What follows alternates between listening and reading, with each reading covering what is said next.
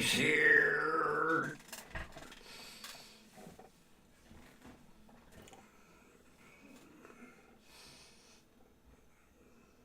Oh, finally, tablet booted up. Okay, tablet's booted up. I must have bumped this thing again.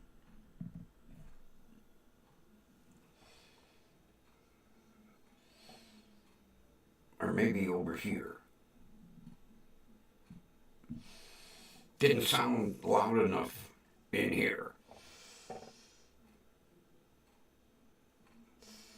Well, we're having a heat wave. It was 74 today. It's supposed to be 76 tomorrow. And we might even hit 80. So I'll be able to get all the shit done that I need to get done. Hey, Runbo's here.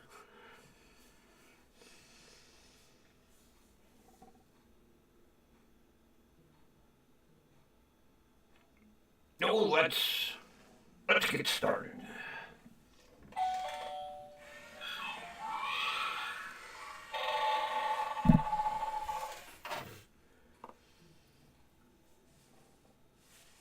Okay, tablet, let's get started.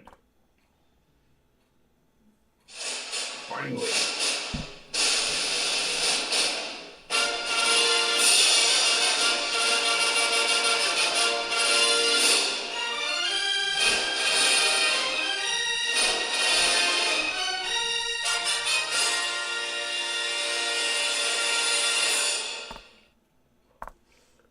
Broadcasting live from station WDWL TV Studio 1.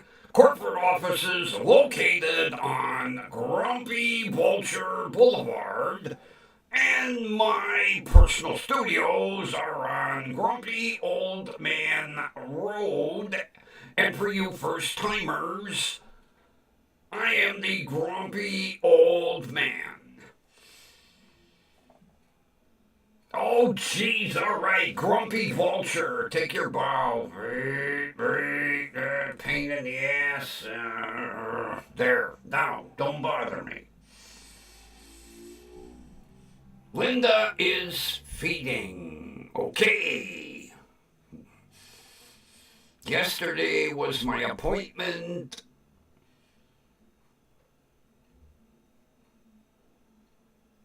Was that the eye appointment?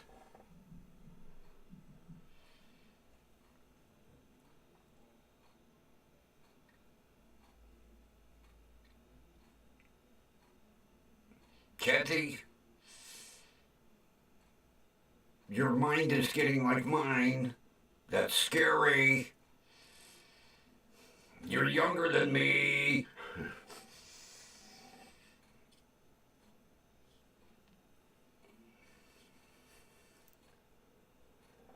Oh.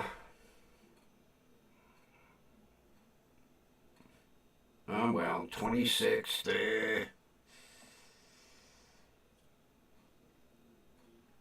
You know,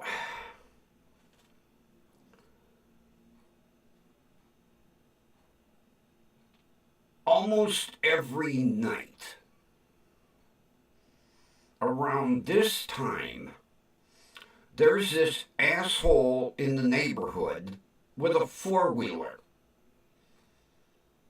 And he races up and down the street, up and down the street. Those are not allowed in the city.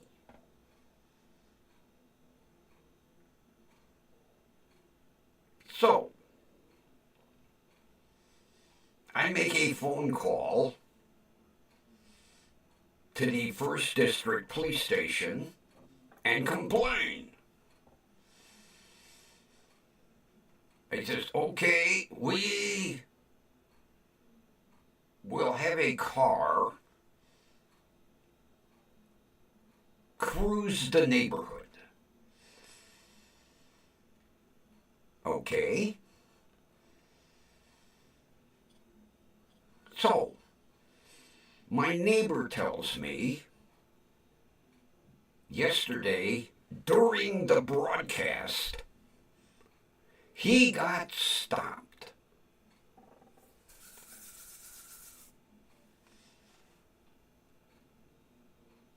And they did fucking nothing.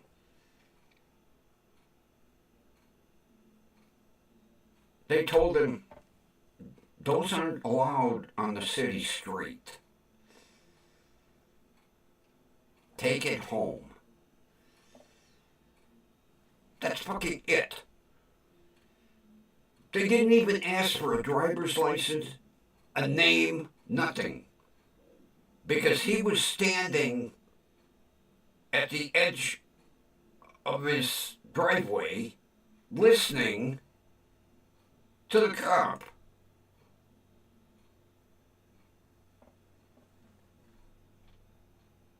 So the cop left, the guy took it home, and tonight,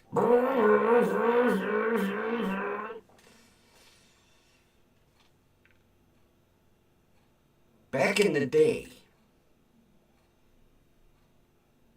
if I would have done that, I would have been cited and my four-wheeler impounded.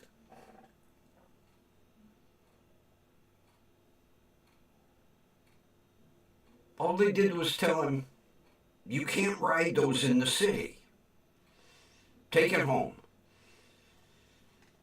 And tonight, back again.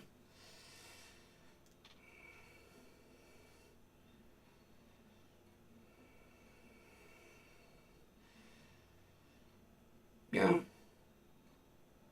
Right.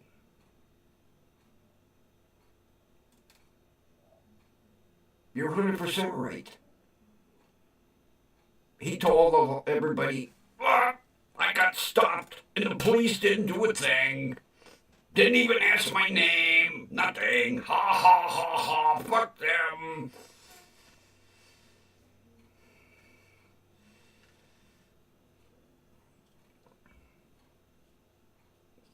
All right, Andy. How you doing?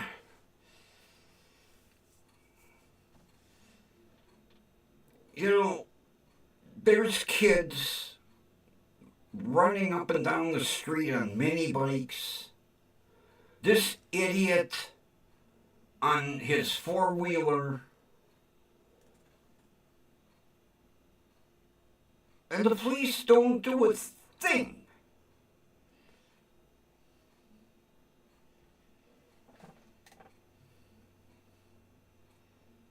Not to mention how many people park on their fucking front lawn.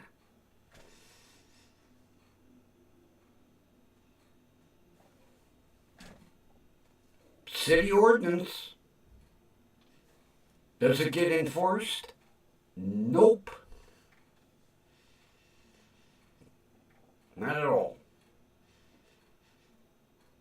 City ordinance against mini bikes. Does it get enforced? Not at all.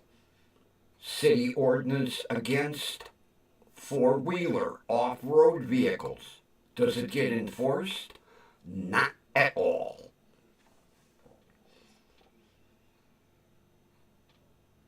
I would tend to think you could probably get away with murder now.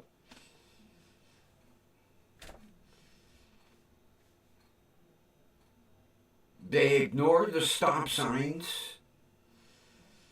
Although, I have an appointment with the head of the council office next week. She is the direct liaison to the councilman. I want the councilman to come down here and sit on this street and watch the cars literally blow through the stop sign like it doesn't exist. Because I have gotten several neighbors who are basically going to gang up on him if he shows up here. Because we want speed bumps. They're putting them everywhere else.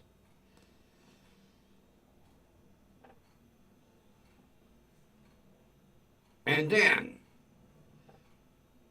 another thing I have to find out. Our only existing brick street. Now this red brick street was put down in 1947. It's the only one left in the neighborhood. Last Friday they dropped off several construction barrels. Monday they dropped off a porta potty. Now there's no signs, but I tend to believe they are going to pave over our only existing brick street.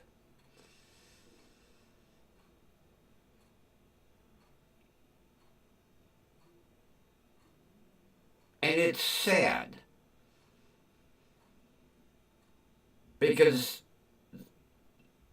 this is one of the few streets that goes back to the original neighborhood.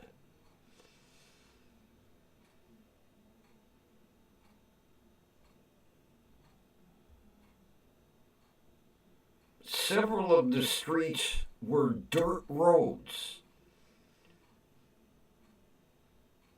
And then as they started to build houses after the war, they didn't use cement. They paved the roads with red brick. And every other street in the neighborhood has been surfaced over. And it appears we're going to lose the last one. And I have talked to several of the neighbors that live on that street, and they think it's quaint. They like it.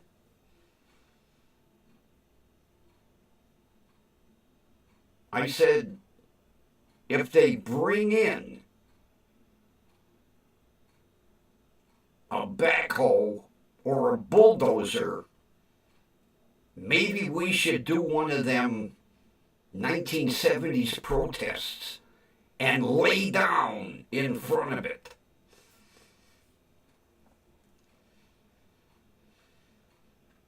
I'm gonna find out.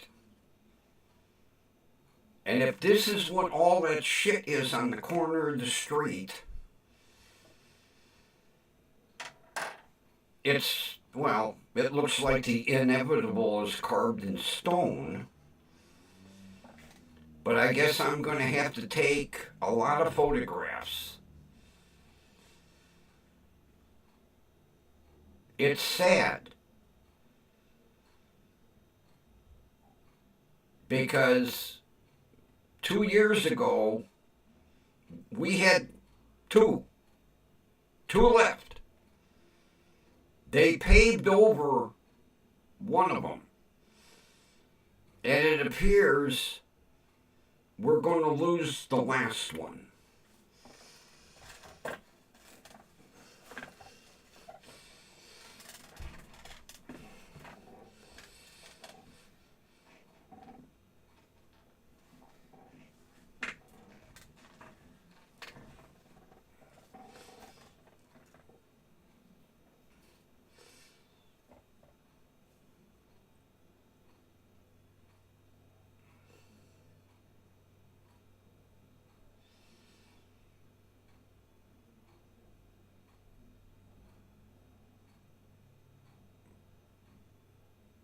I mean,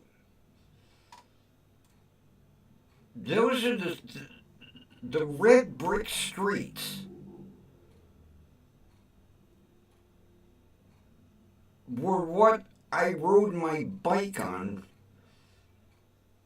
when I was a little kid.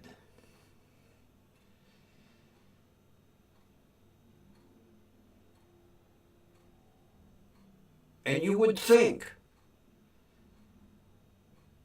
for the nostalgia, they would leave this one.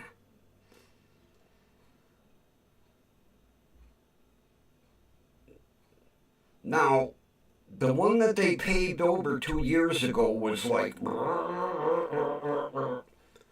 this one is as smooth as can be. And the neat thing is, it's not traveled that much. Just local neighborhood traffic. The people that live on it. And during the summer, the grass grows between all the cracks in the bricks. And it's really neat. You go to turn on the street, you're like, whoa, look at this. Grass growing in between all the bricks. And it looks so cool. And it appears, now, there's no signs up yet. Usually, like when they did the one 2 years ago, oh, there were signs everywhere. Road resurfacing project. So far, there's just a big line of orange construction barrels laying down, and they dropped off a porta potty.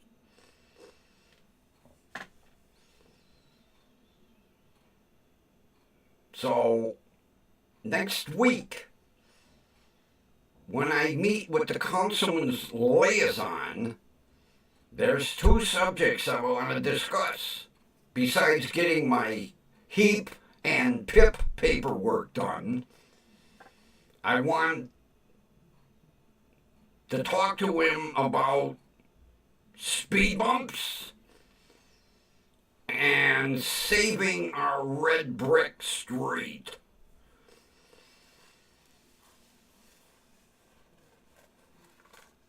I don't know, maybe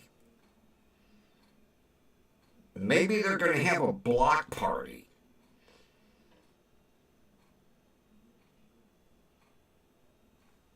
That's a possibility. Because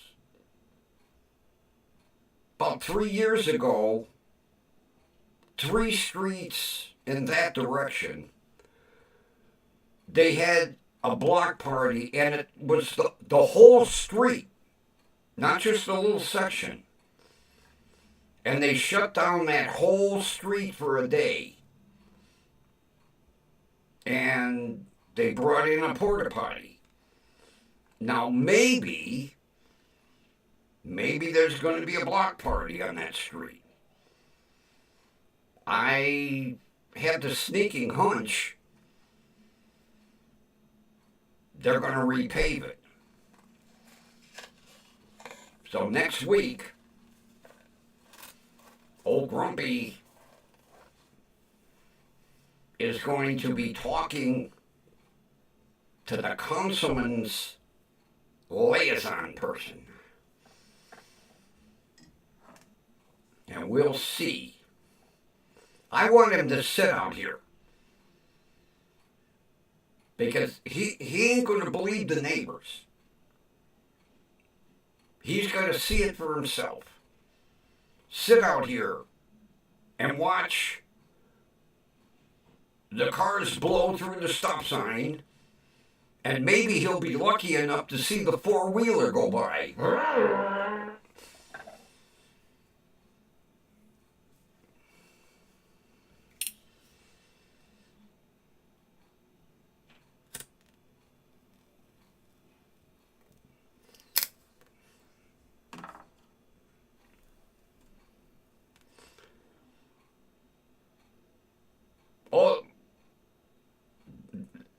people were up in arms when they said they were going to pave the brickyard.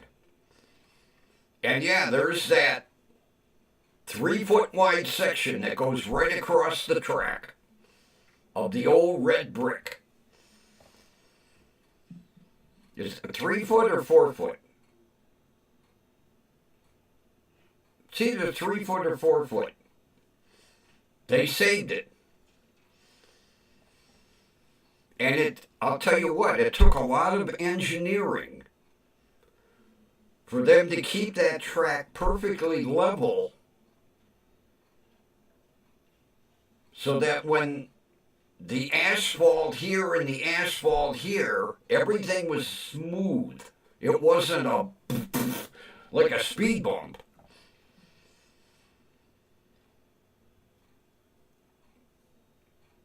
You know, if the street was like a washboard,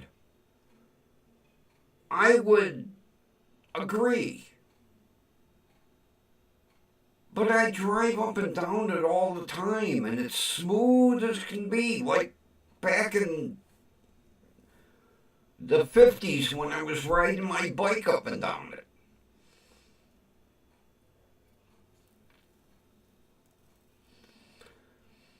Right, 100% right, Kathy. Like, you know, when they took all the statues down, let's erase history. Oh, that statue of Richmond and Grant and, they're demeaning and they're insulting. It's history. I don't know, do they even teach about the War of the North and the South?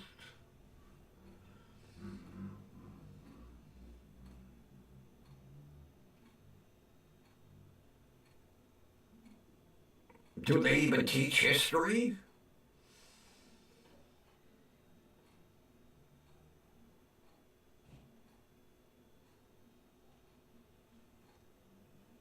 I don't know what they teach anymore in school.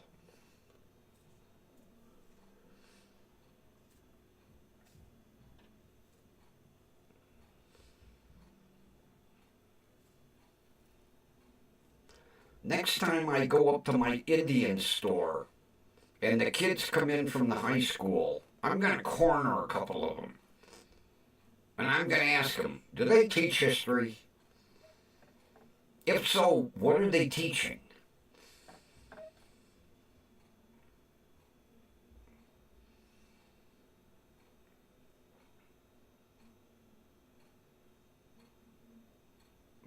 Oh, that .2 must be an extra brick.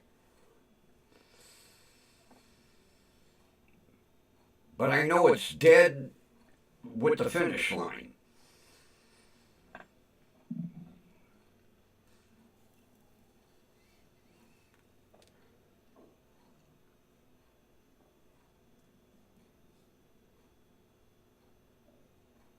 I mean, I've seen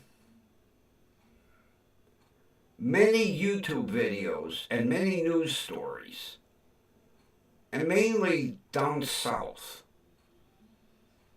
with them taking all of those statues down.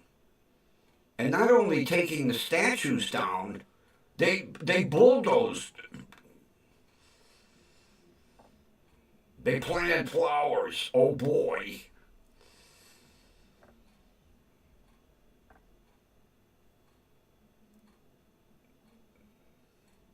The one, they took them down in front of the State House and all the courthouses. Jesus, the pigeons need somewhere to shit.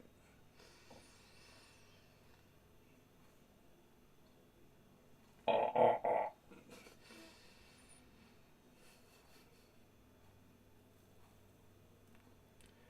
Yeah, I remember when I worked at the courthouse downtown. And several times a year they would come out with a power washer. and wash all the pigeon shit off the statues out in front of the courthouse.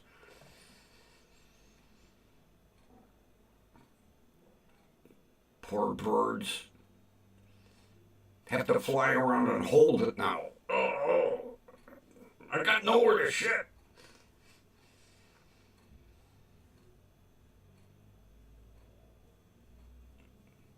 But they left that stupid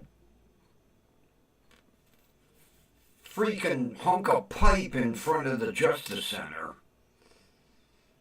It's like a big giant sewer pipe.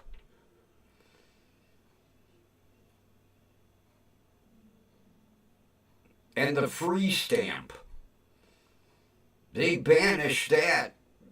The free stamp was in front of the Justice Center, then it went across the street in the park by the courthouse, and it got banished somewhere to the lakefront now.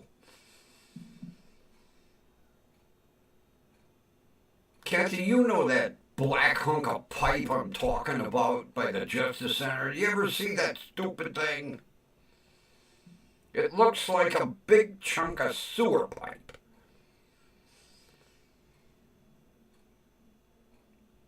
Just because some famous artist made it, donated it to the city. That's what Cleveland's downtown is known for. A hunk of sewer pipe. You remember when the free stamp was by the Justice Center? And then it got banished across the street to the park by the courthouse. Then it got banished up by City Hall. And now it's somewhere on the fucking lakefront. Although that was kind of stupid.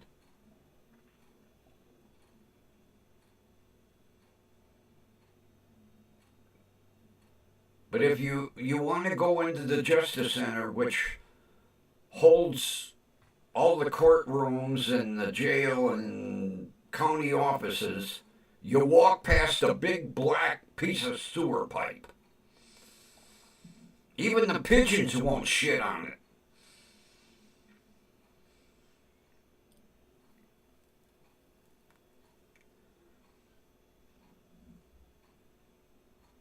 Yeah, that poor free stamp got moved like 5 times. It's somewhere on the lakefront.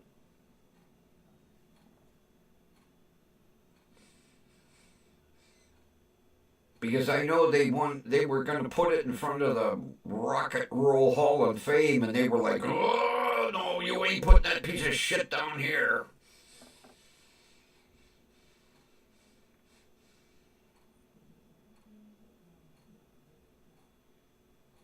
I mean, I'm glad they built the Rock and Roll Hall of Fame here in Cleveland, but it was a shame they tore down Captain Frank's restaurant in order to build it.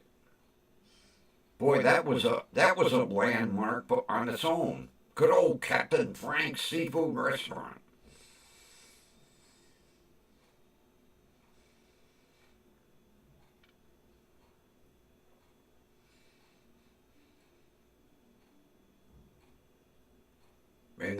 And the Good Time. I don't know if we still have the Good Time 3 or if we have a new Good Time 4. I know we had the Good Time and then the Good Time 2,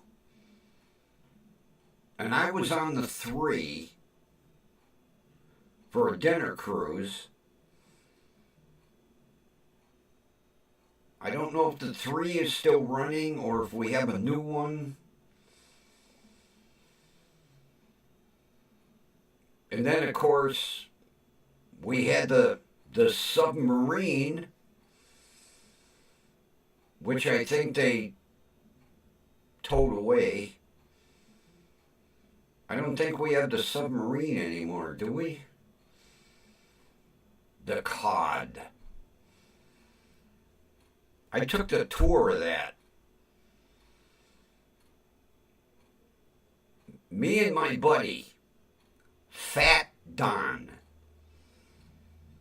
And Fat Don had a problem getting through some of the ship. We had to push him through the doorways.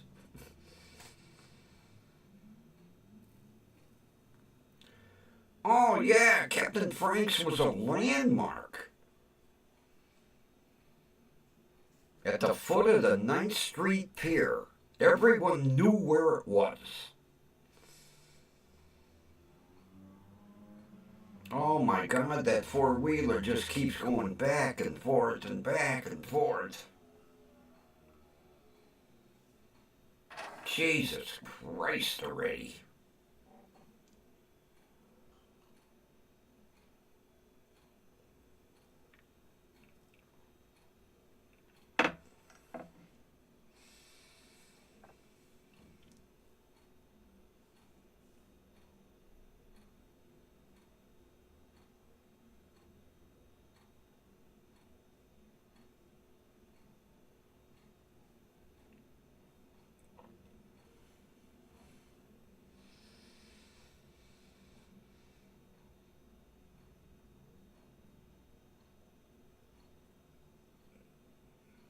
You get a chance, Kathy, Google the good time and see if it's still the 3 or if we have a 4. Because if it's the 3, that ship is old. God, I want to say we got the good time 3 like in the 90s.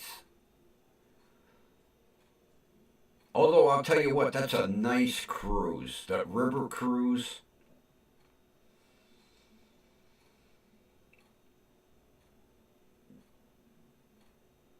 Yeah, there were, there's 6 of us. I think there were 6 of us. We went down for the dinner cruise. And they had a small orchestra. It was really enjoyable. I had a good time on the good time. Grumpy had a good time on the good time. The 3. Because it was really fairly new.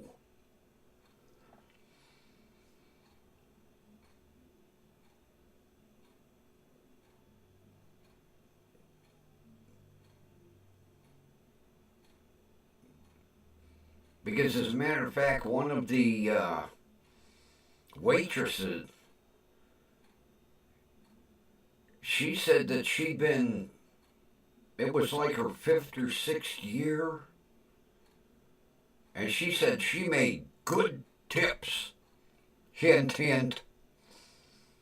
That's all right, we left her a good tip.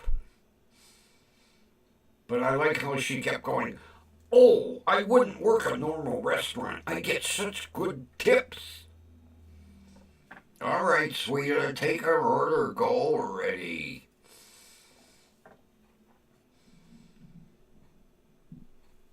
You'll get a good tip. God, just place our order, will you?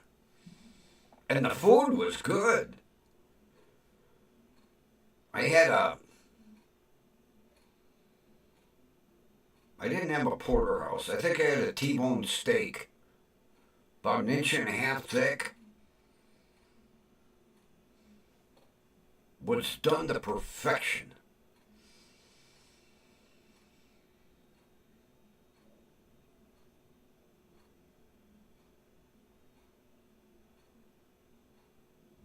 Did anybody watch the Apple event today?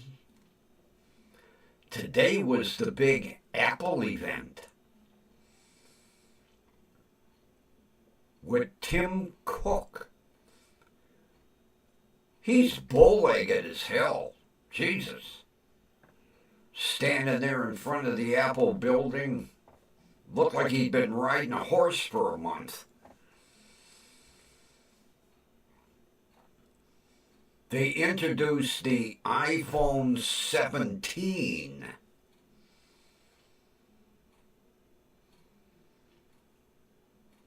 and a new iPhone, the iPhone Air. The iPhone Air is half the thickness of the iPhone 17. And in order to get the rigidity, the iPhone Air is made out of titanium, not aluminium.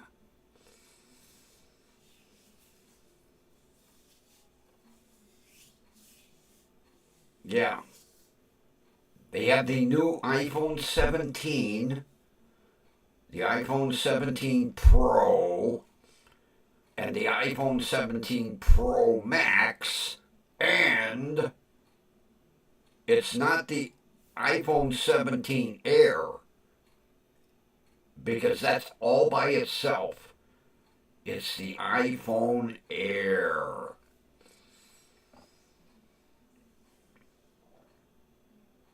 With a titanium shell, not aluminium like the 17. And an upgraded iWatch and upgraded iPods. The only problem is no live audience.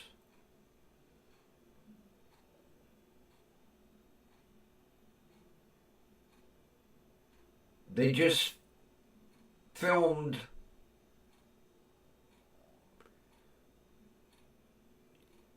matter of fact, they were in different Apple stores around the United States. No live audience. They always did new product introductions in front of a live audience. Steve is turning over in his grave.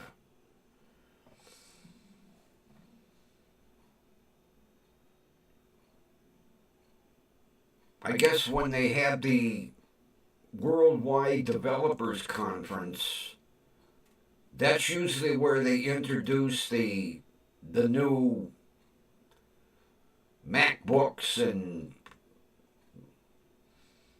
iPads and the desktops. Maybe they do that in front of a live audience. But Steve, every time he did a new product introduction, it was always in front of a live audience. Not no more.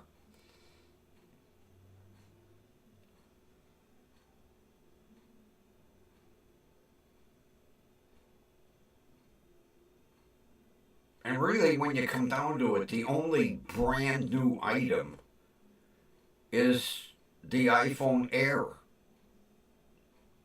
All the iPhones, big deal. You know, they put a bigger chip in, faster processor, bigger battery. It's still the old phone. So the iPhone Air is the first new iPhone. And you know, Steve wouldn't have stood for this shit. Steve wanted constant innovation. But you can tell Steve's not around anymore.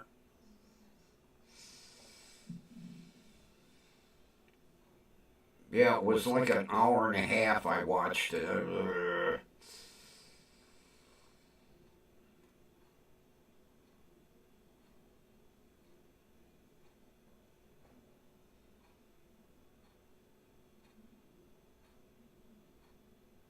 But like I say, the only groundbreaking introduction was the iPhone Air, because it's actually half the thickness of the iPhone 17. I mean, that sucker's really thin, but there was nothing that would make me run out and buy one.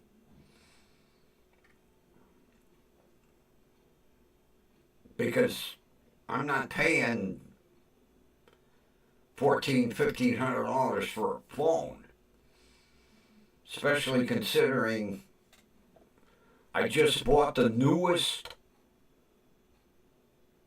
Motorola Moto G stylus for $249. It comes tomorrow. Oh, I can hardly wait.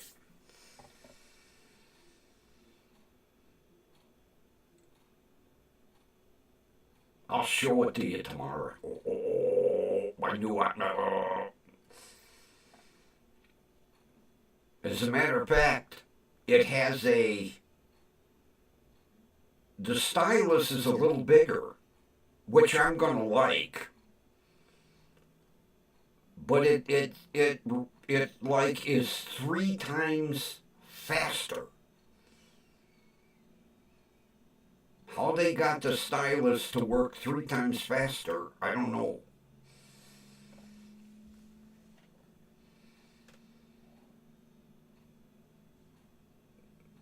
But I got my notification from UPS.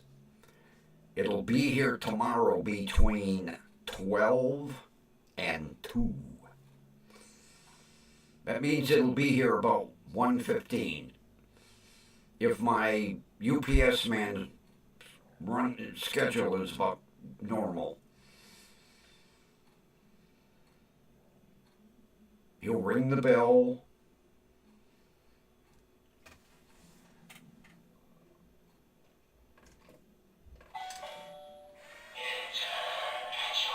And then he will wait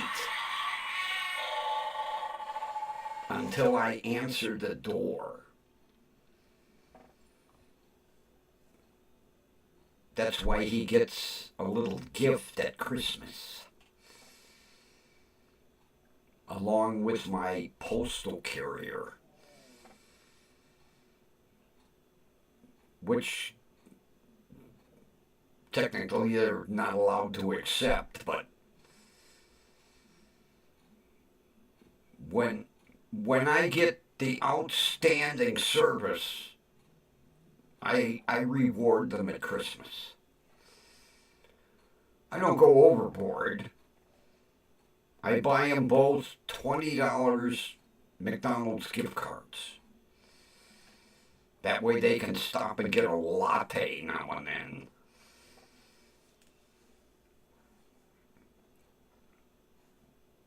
Or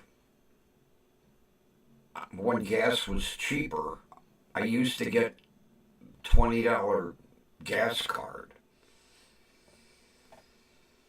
But now a $20 gas card buys you what? 3 gallons? All right, maybe 4.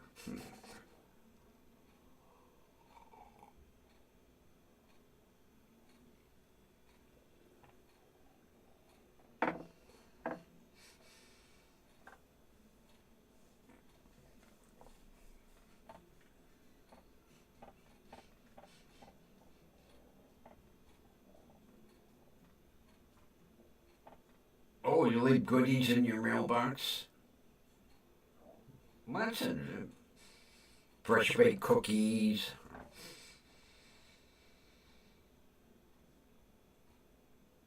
One year I left a fruitcake.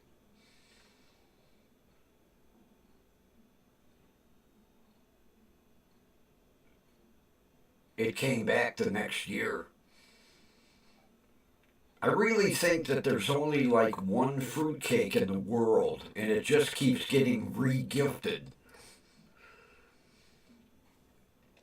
Although I like fruitcake, I used to make it. Although I used to put coconut in mine. Besides, everything else. And I really, as a matter of fact,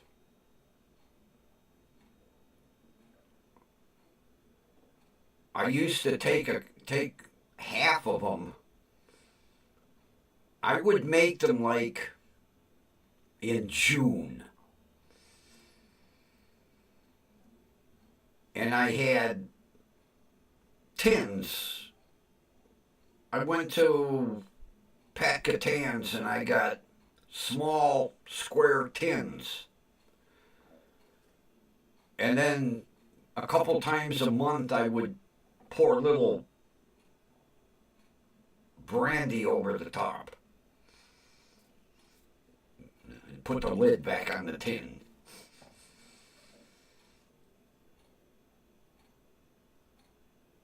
And as soon as people realized how they could get intoxicated eating my fruitcake, they were asking for another one. Hey, that was good fruitcake. I got a hangover from eating it, but yeah, just a little bit of brandy. And by December, oh, that was a fruitcake.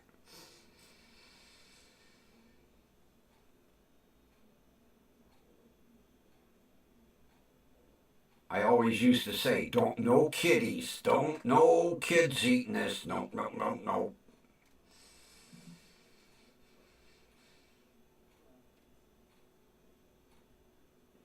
Speaking of kiddies, old Bootsy today, back next to my feet, laying on his back, feet in the air. All you saw was this big, huge stomach with 4 feet attached.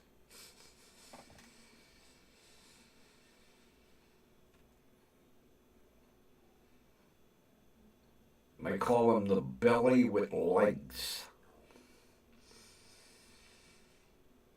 It's funny to watch him walk from room to room. And that stomach just goes.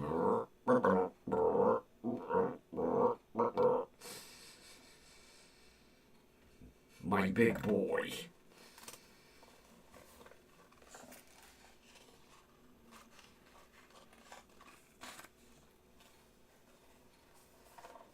I'm going to have to weigh him. I think he gained some weight. Linda's here.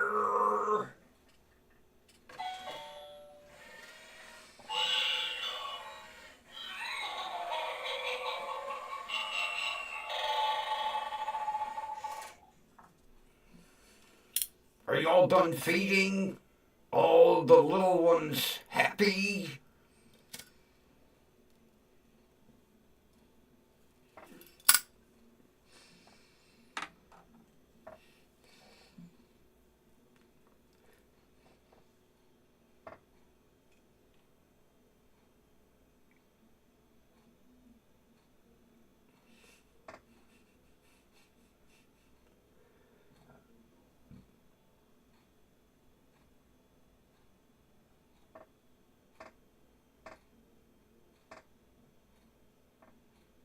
You know what you need, Linda?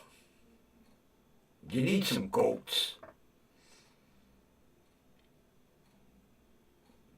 You need a couple of goats. Little goats, little goatlets. Little goatlets are so cute.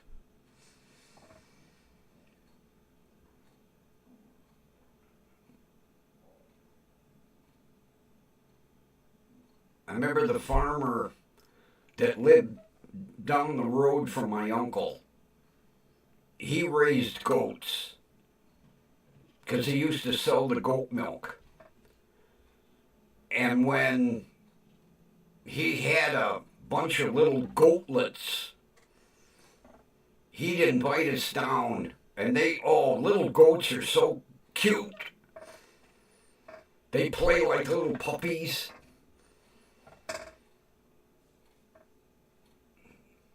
That's what you need, Linda. You need a couple of little goatlets. Or some little lamblets. Although goats are cuter.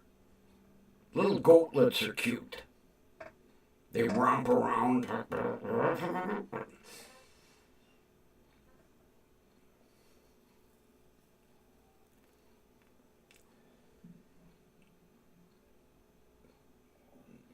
It's not like you need a lot of room for them. You could keep them like in one side of a two-car garage. Of course, little goatlets turn into bigger goats, but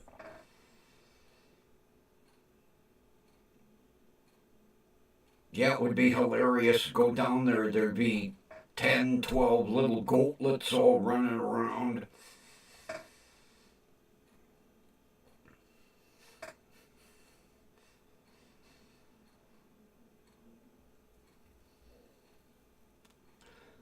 I think that's what you need. You need some little goatlets.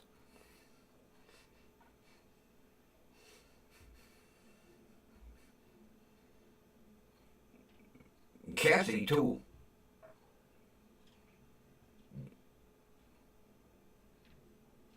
You could put up a little pen, have a couple of little goatlets.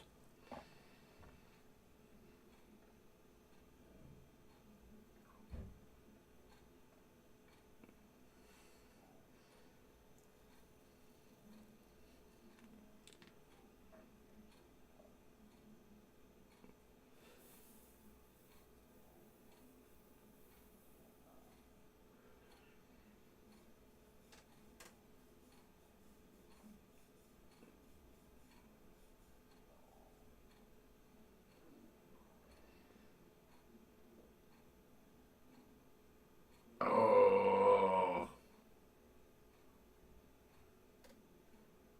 yeah. Dogs and goatlets don't get along too well.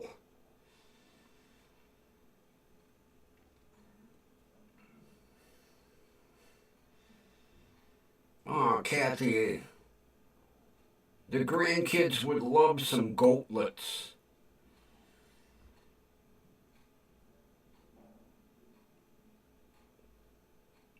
They'd be like, let's go over to Grandma's and play with the goatlets.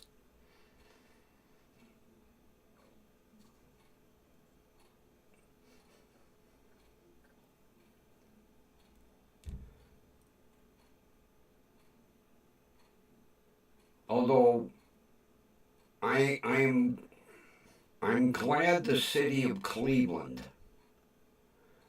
changed the ordinance about raising chickens.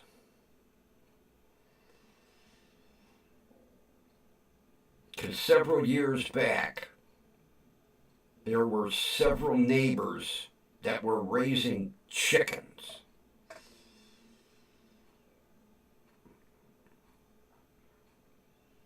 And they were drawing all kinds of vermin. And neighbors were complaining. And they finally changed the ordinance about raising chickens in your backyard.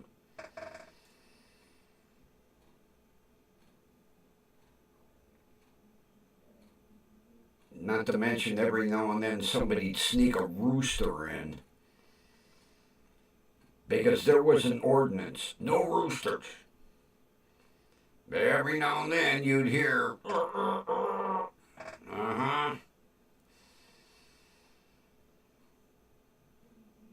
And then the ordinance got changed, thank God.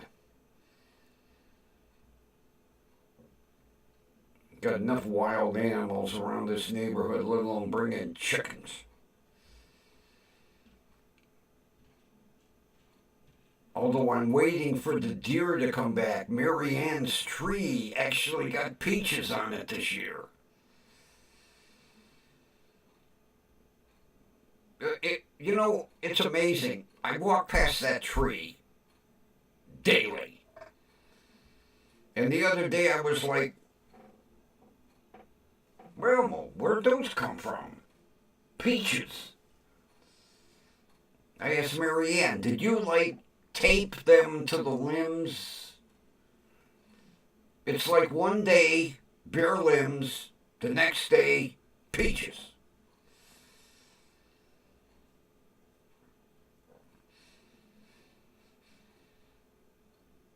Matter of fact, she was saying that this fall, or did she say in the spring? Either fall or spring, she's gonna take half the top of that tree off. And she says that way next year there'll be more peaches and they'll be lower to the ground. Because that damn tree is getting big. She says, I'm just going to go up about 10 foot, take the whole top off it. So now that we got peaches, the deer should be back. And I stopped cutting my backyard so that they have something to hide in.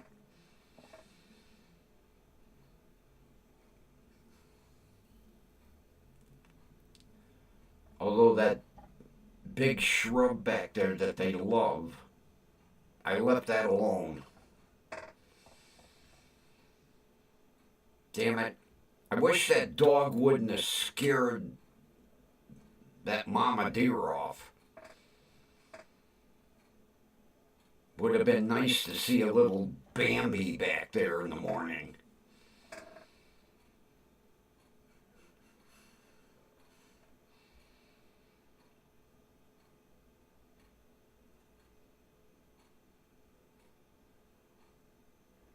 Although the neighbor with the dog moved. Because I know exactly what dog scared them away. And they moved. Their lease was up. They left. Took their yappy dog with them.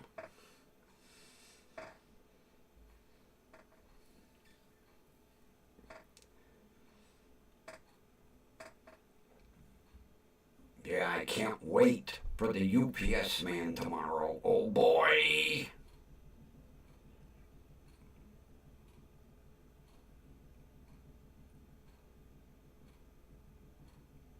Then I have to call consumer and get it activated.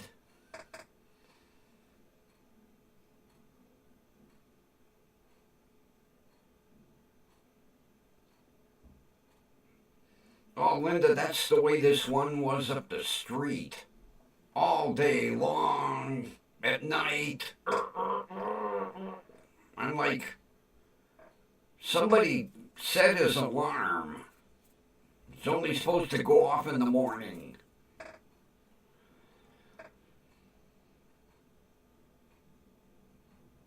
I think that was another reason a lot of the chicken coops disappeared around here. When the city come out and started inspecting and they found that rooster. I didn't call on that one. Not me. Somebody else did. Can't blame me for that one. But you know, it was irritating, laying in bed, 2 in the morning.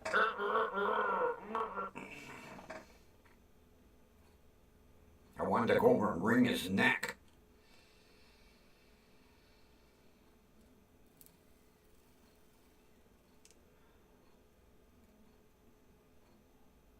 Your neighbor has donkeys? Really? How cool.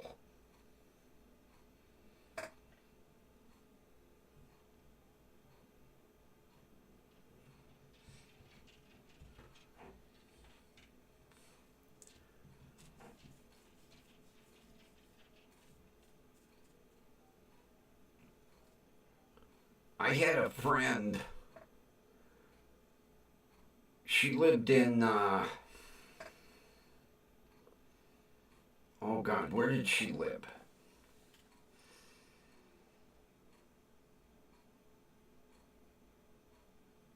Either North or South Carolina. I can't remember right now. And she had a mini horse. And the sucker was like maybe 4 foot tall. Matter of fact, her Great Dane was bigger than the mini horse.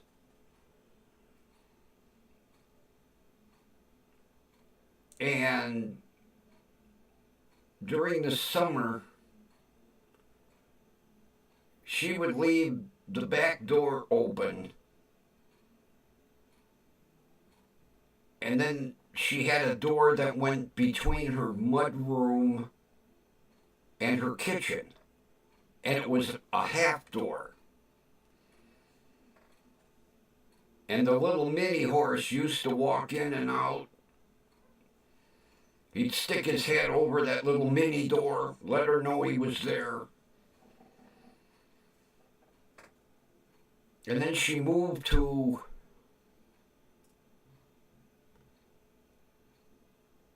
I think she moved to New Jersey.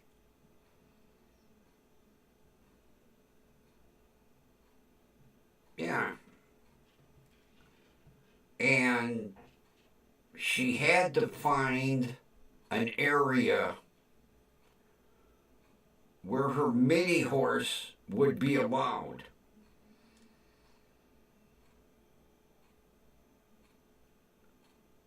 And she bought a house that had a pretty good sized backyard and put up a little shed for the mini horse.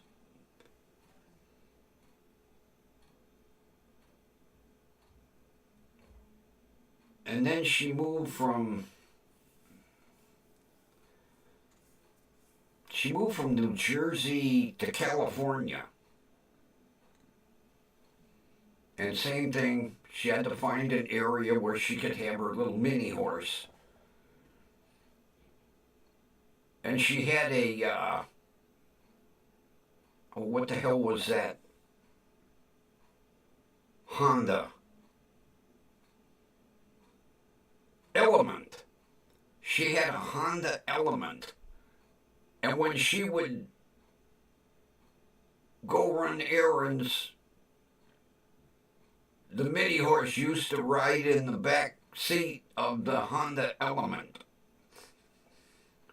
She'd be riding down the street and the horse would stick his head out the window.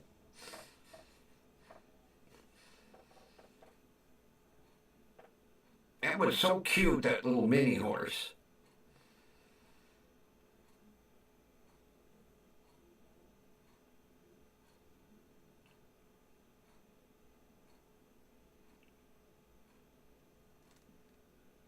Matter of fact, her daughter used to piss her off because her daughter would come home from high school and she'd have her friends over and they'd let the mini horse in the house.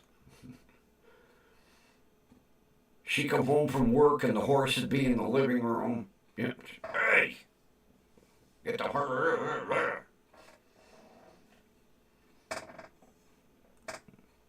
Yeah, she had a Great Dane and the dog was bigger than the mini horse.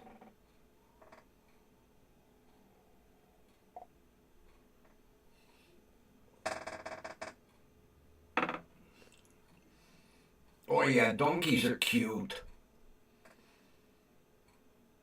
Especially the babies. Little baby donkeylets.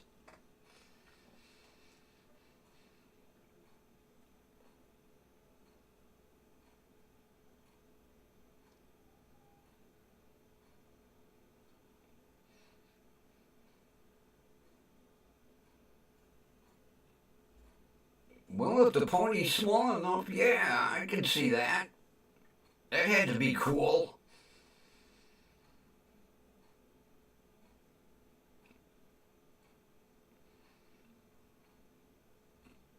I remember the farmer down the road that had the goats, he had a mule. And that mule was as mean as can be. Nobody could get near that thing except the farmer. We go back to see the goats, and that mule would be chasing us all over the place. He was nasty.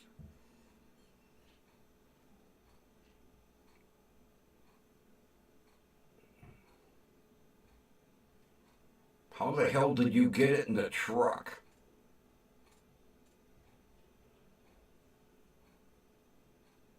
That had to be a feat in itself. To get a pony in a truck. Especially in the cab.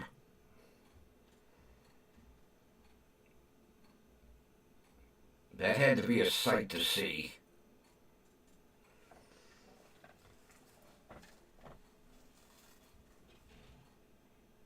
Did it stick its head out the window?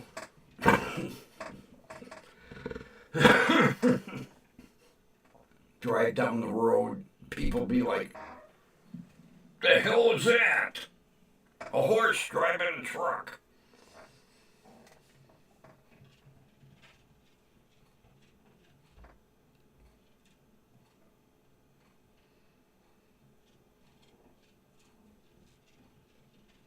That's almost as bad as when people,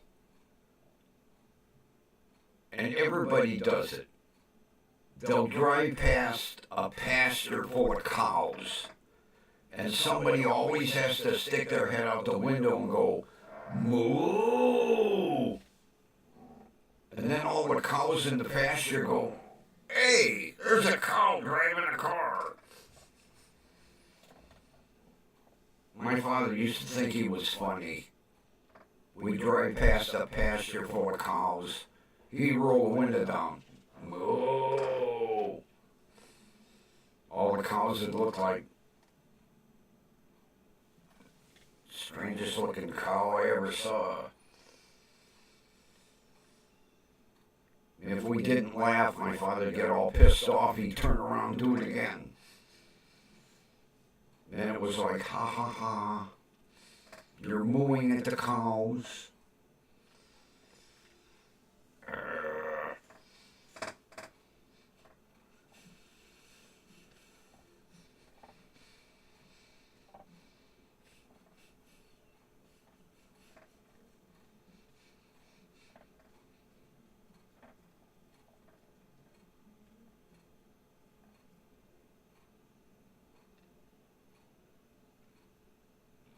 Everybody does it. I used to do it too. My son used to think it was funny. I don't know what it is. It's just an automatic reflex. If you drive past a pasture full of cows, you have to moo at them. It's like an unwritten law.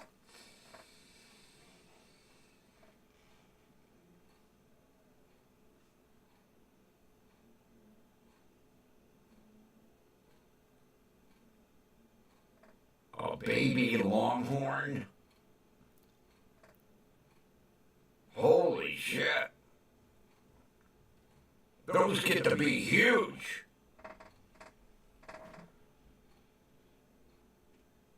God, I remember seeing a video in Texas, and they were walking the longhorns down like the main drag in this town. And their goddamn horns were like 8 foot across. They were huge.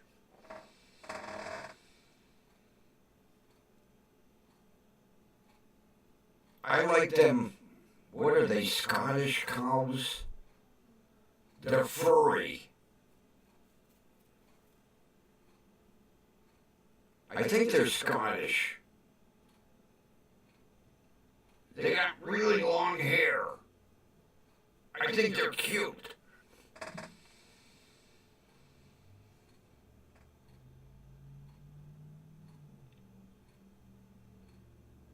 Oh, yeah. I did that when I would be down at the farm at the end of the road with the twins.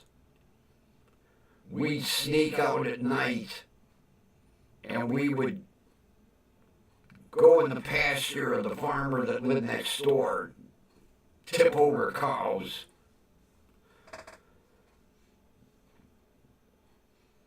The look on the cow after them, they'd like, whoa, the hell happened here?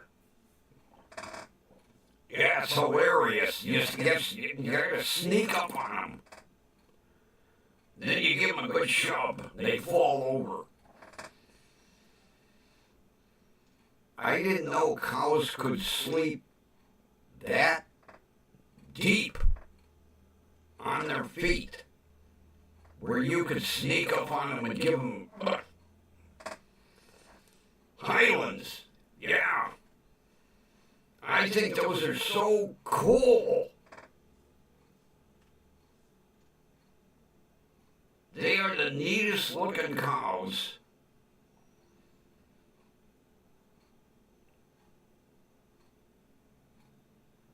There was a farm down in southern Ohio that raised them. And I remember when I used to go visit my cousin in Columbus, we would stop because there were no Highland cows anywhere around. And the farmer used to have a parking area. You could pull in and see the cows.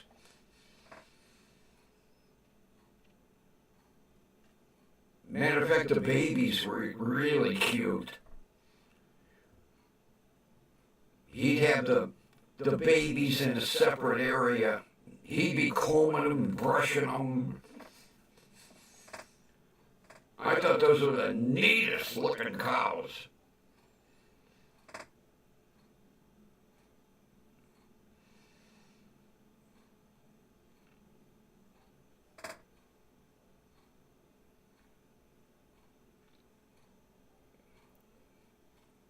Yeah, it's amazing how big them horns get on them longhorns.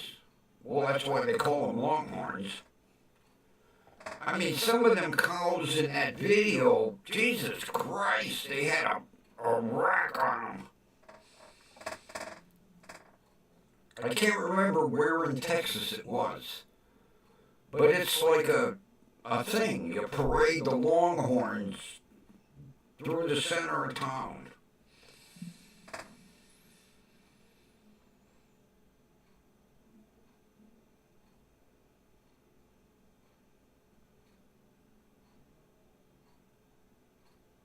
They kind of parade them down to the stockyards. But I remember seeing that video, and it was a big hoop-de-doo, you know. Hey, look, here come the longhorns.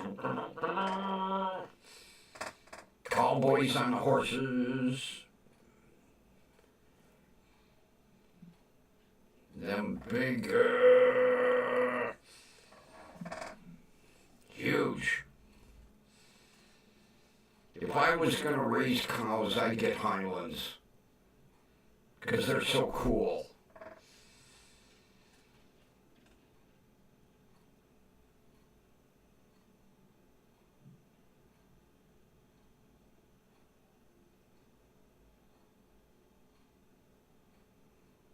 Big, hairy cows. Neat looking hairy cows.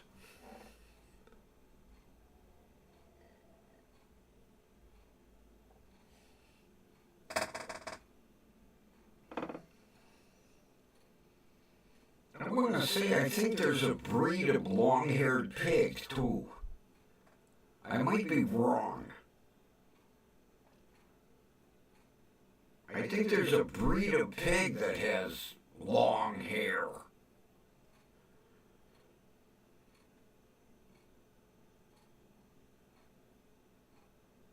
Although my buddy, he lives in Litchfield. You would know where Litchfield is, Kathy. The guy next door to him raises alpacas. Those are cool.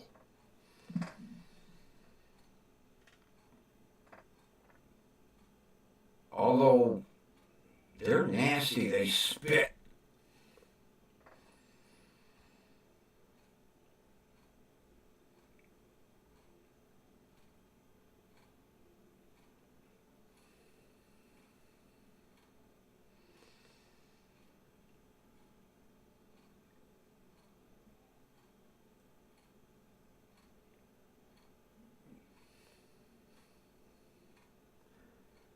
You crossbreed a Highland with a Longhorn?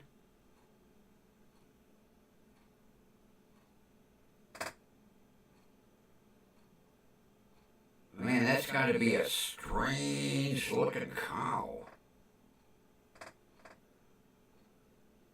What do you have, a Highland that's got...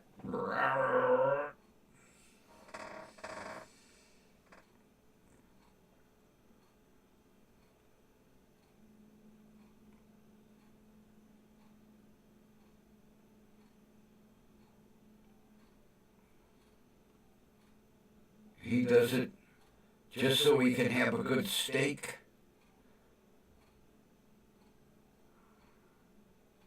Yeah, he deserves a heart attack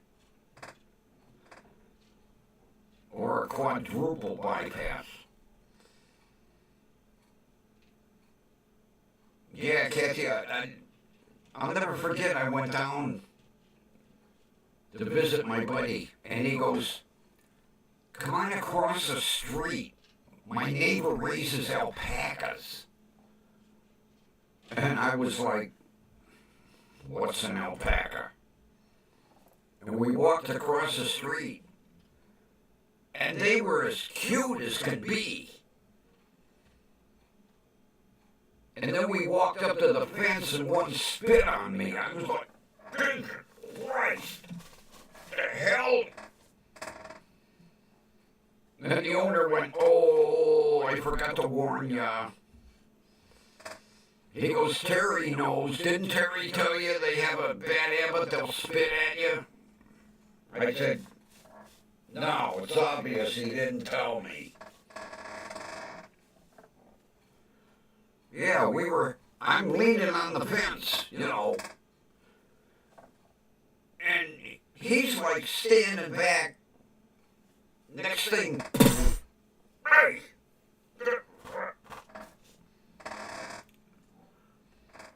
And the guy's wife went, didn't Terry tell you they spit? No, I see why. He wanted to, yeah.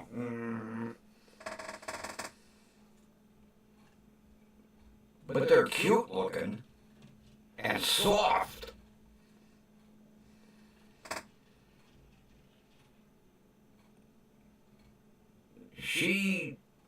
When she shears them, she said alpaca hair is really expensive. She said when she gets done shearing them, she ships it off I can't remember where she shipped it.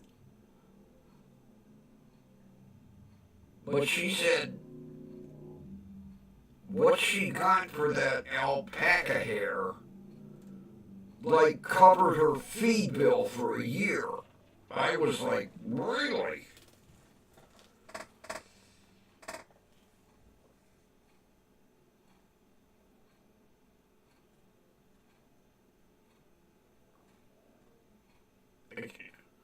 She had like 10 or 12 of them. And she said when she got done shearing them, I cannot remember where she shipped that alpaca hair to, but she said what she got for it, like, covered her feed bill for a year.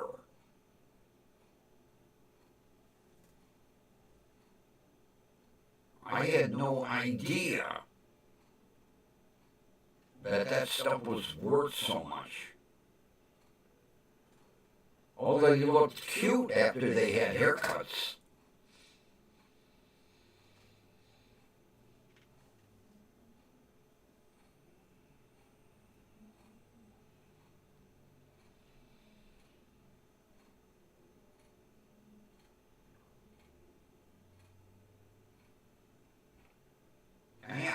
I could not believe it. Because, matter of fact, the day we were over there, they were shearing.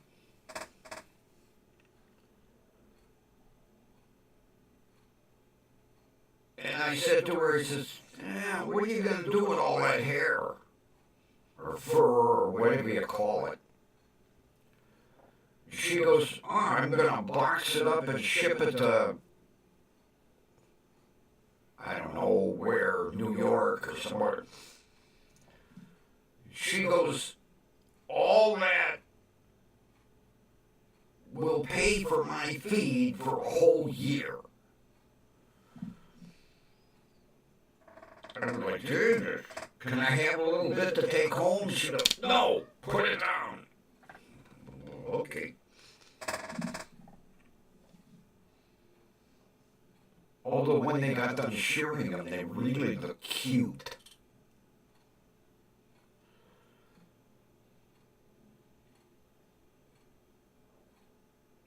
As a matter of fact, the guy that used to come in to shear them, it was amazing how fast he did it. Next. The guy was like lightning.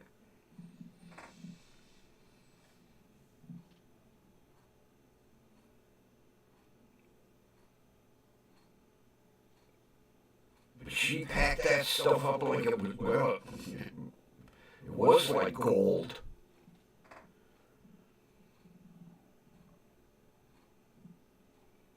Although, probably made some nice sweaters.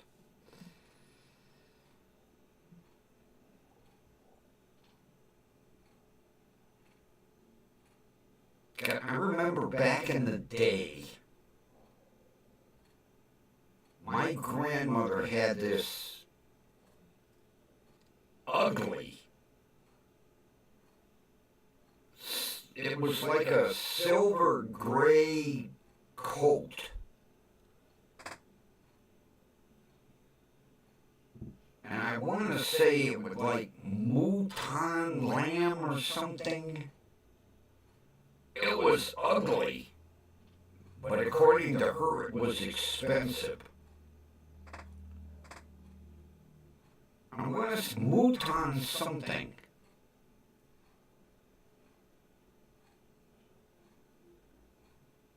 It was the ugliest looking coat. I'm pretty sure mouton. That sticks in my head.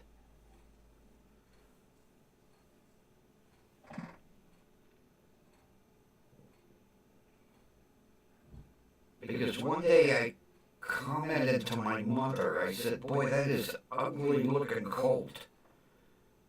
And she said, oh, that cost your grandmother a fortune.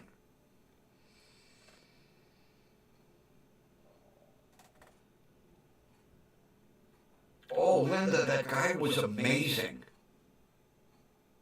He done, and all the alpacas were naked.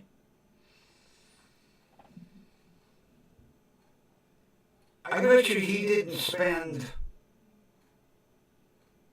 5 minutes. I never saw somebody with a set of shears as fast as he was. I enjoyed watching him. I was like, wow.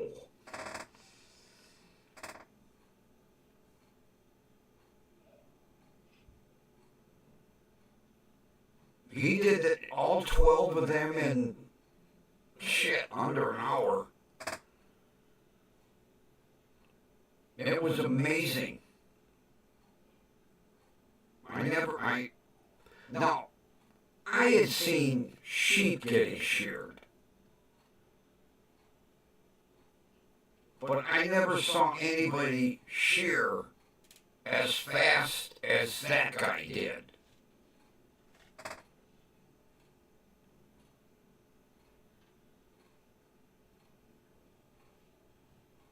And it was amazing that the alpacas actually stood still for all that. But boy, I'll tell you what, when he got done, that woman swept up every piece of that, put it in the box, and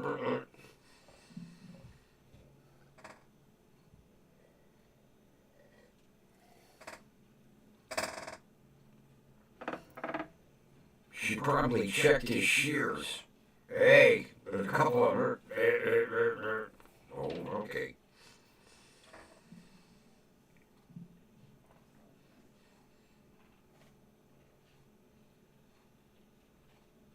I miss being around farms. I really do. God, I used to love to go out to my uncle's for summer vacation. Not to mention, being 10, 12 years old, being able to drive a tractor all over the neighborhood. Let's go down to the general store and get some candy.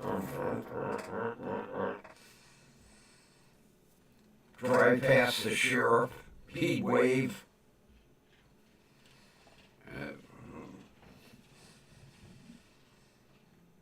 But of course, every farm kid did it. It was as normal as a kid riding a bicycle. If they needed to go down to the general store, they jumped on the tractor.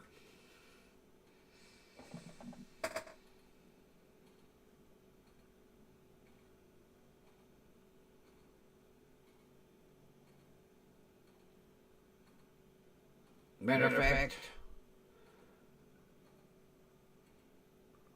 every now and then I'll see a YouTube video, and they do it to this day.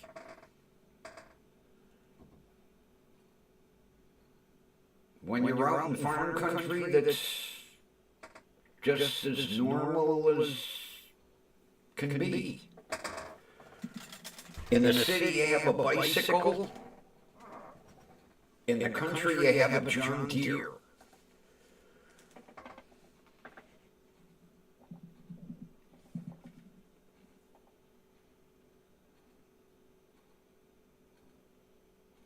Matter of fact, I've seen videos over in England, same thing.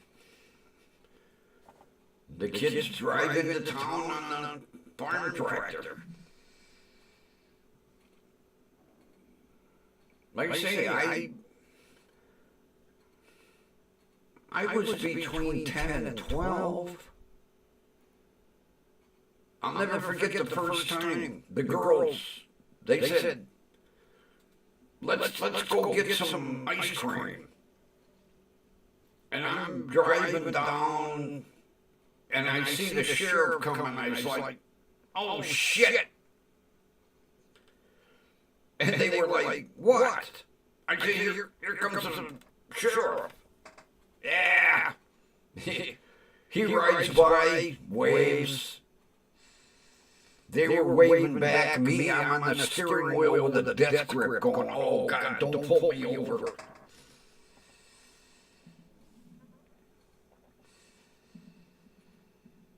it got to be old hat. I mean, if I wanted to go down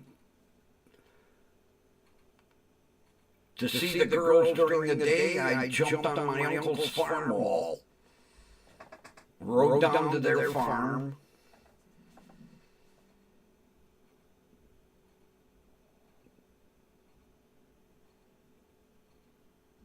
and my uncle's farm wall was a little small for three. I'm trying to think. They didn't have a John Deere. What did they have?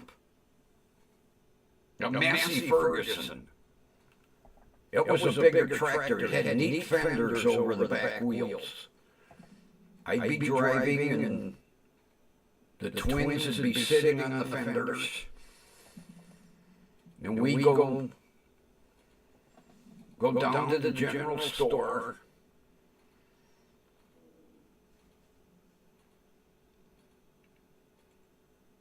Oh, my uncle and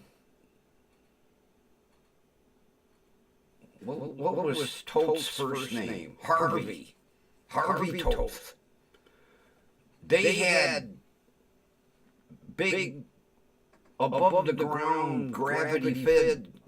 They bought gasoline by like, I can't remember if that was like 200 gallons.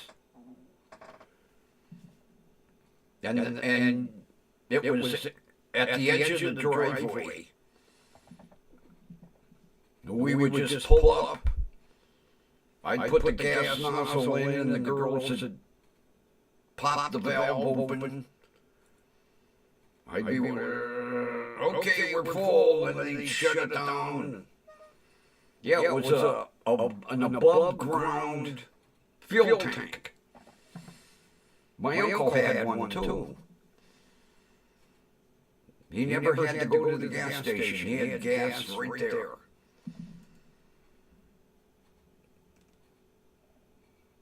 But we would, anytime we wanted, just,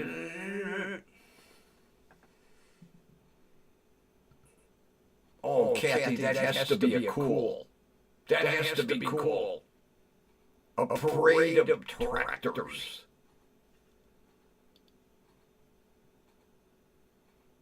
Do they decorate them, or they just drive them? I would think it would be neat to have a decorated tractor, have flashing lights, LEDs all over it. Although that's me, I'm an LED light freak. That had to be neat, about 50 tractors in a row.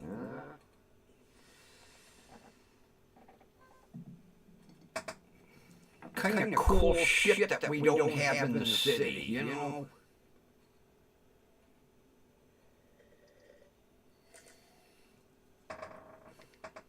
All I have is an idiot on a four-wheeler with a loud muffler.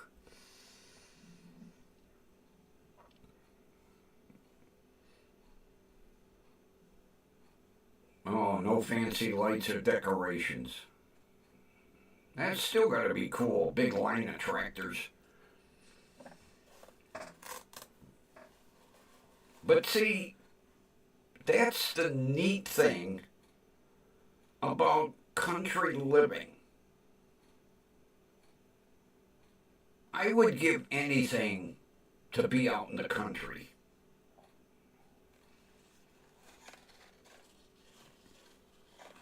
Hell, I'd buy me an old tractor just to ride into town on it. Although, Christ, tractors today, Jesus.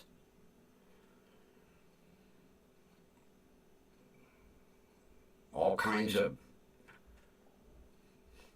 automatic transmissions and air conditioning and stereos and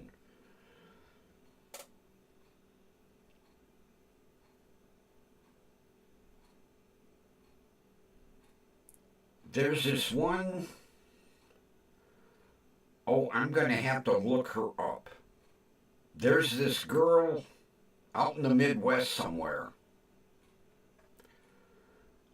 that has a YouTube channel. And she's a typical farm girl. Evidently, well, she must be homeschooled because you'll always see her plowing the fields or weeding or planting or harvesting. And she has a GoPro and gets in the tractor, puts it in gear, first gear, second, automatic, turns on the air conditioning. And the neat thing is,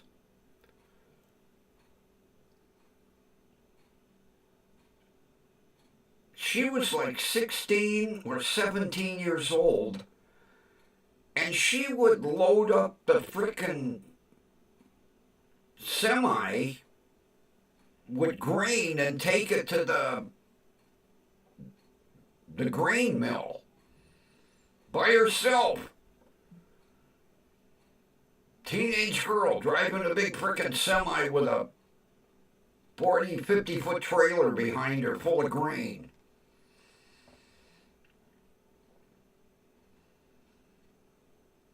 I can't remember her name. I'll have to look her up.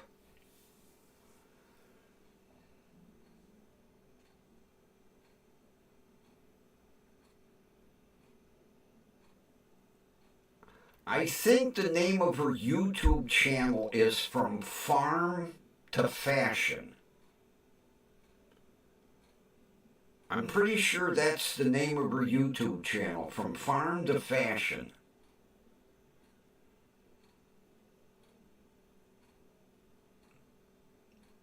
And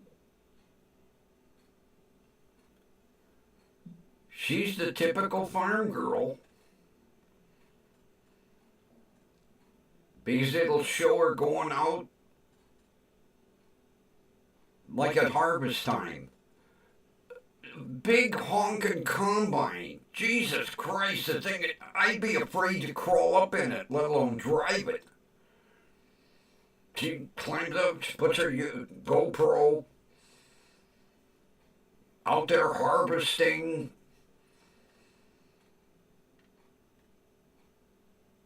I'll tell you what, I give that girl a lot of credit. I'd be afraid to stand next to that son of a bitch. That combine is frickin' huge. And she just fires it up, puts it in gear.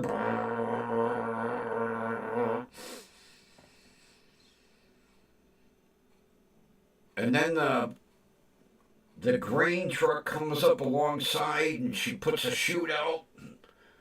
She's driving along and out comes the grain into the grain cart.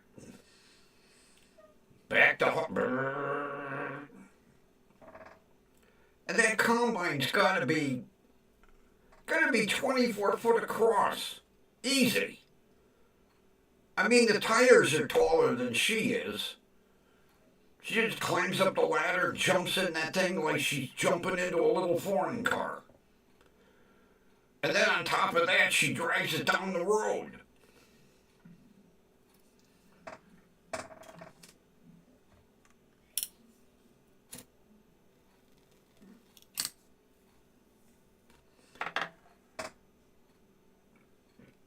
That could be it. Her name is Kate.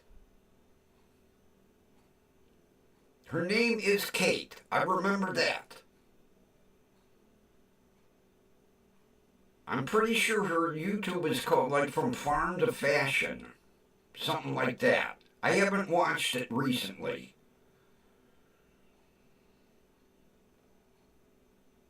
But she's amazing. There is not one piece of equipment on that farm she doesn't know how to operate.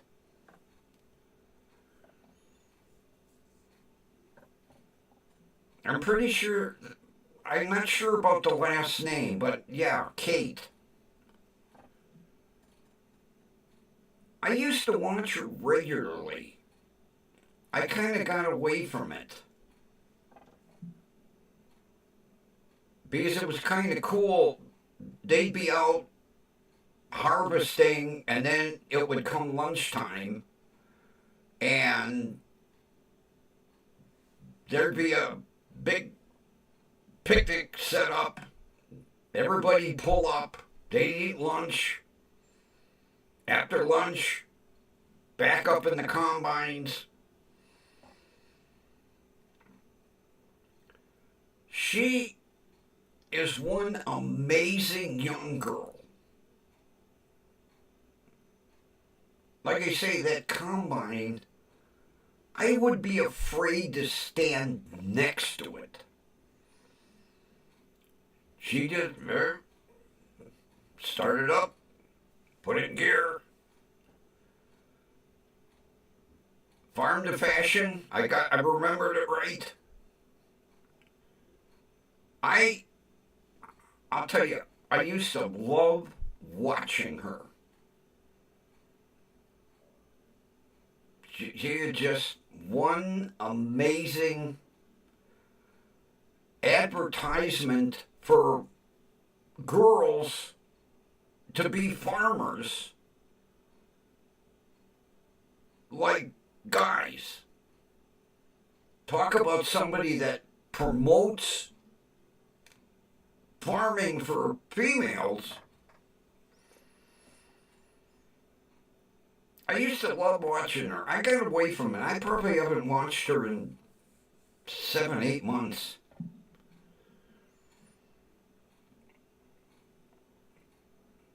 Matter of fact, if you go into her merchandise, and I've got it somewhere here, she has like a canvas bag. It says, her YouTube channel on it. And I had commented how much in awe I was of everything she did. And she sent me a free bag as a thank you, coming from an old crab ass.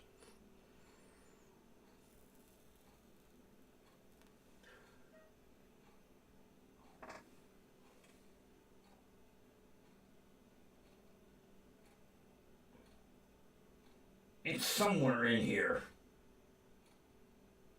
I never used it. I didn't want to ruin it. But when you got some time, just check out some of the stuff she does. Especially running them big combines. Wow.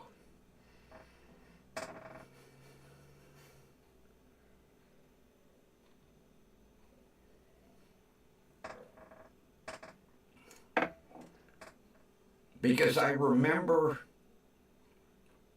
this has got to be a couple years back. The farmer's field that was adjacent to theirs caught fire. And I don't know if it's her father or her uncle. He started like doing a fire break. And he told her, come out with the other tractor with a plow on it. And she had to hook the plows up. And then she went out and helped. And luckily the fire didn't jump to their crop. And then the farmer eventually got it put out.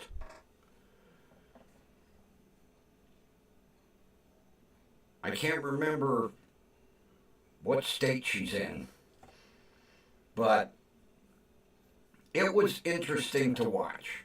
It really was. Now, I think if it would have been a young guy, I would have been like, yeah. But when I saw, I probably started watching when she was like maybe 13, 14 years old. And even back then, the stuff she was doing amazed the shit out of me. But you know,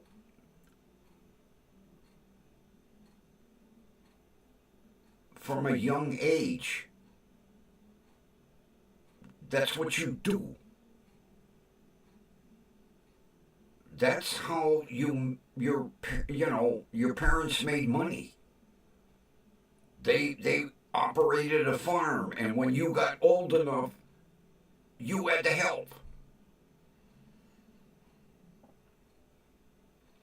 So you grow up with it. It wouldn't be like plucking some city kid out and going, here, run that combine.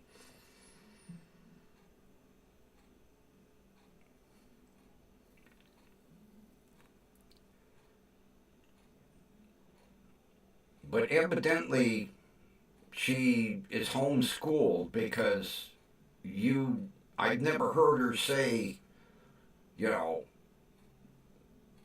after school I did this or after school I did that. You'll see her first thing in the morning. Although that's, the luxury of the internet nowadays.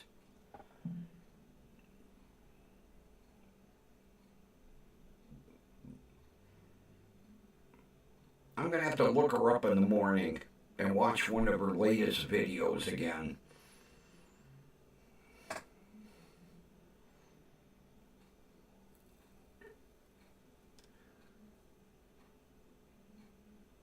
Then there was a husband and wife.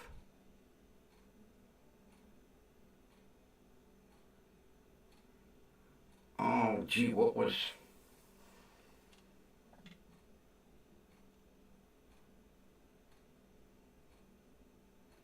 I think the YouTube channel was in the wife's name,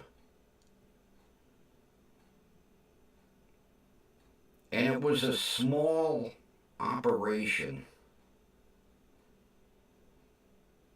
And I remember one day, instead about farming, she was doing the books. And she had made the comment, it's scary to be sitting here right now being $2 million in debt. And I was like, Jesus. I worry about making sure my utilities are paid, let alone be sitting there going, oh, we're $2 million in debt. Oh.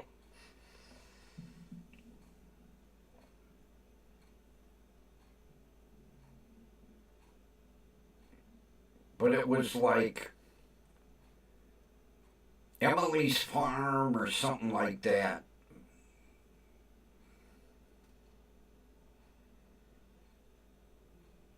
I'll have to go through my subscriptions.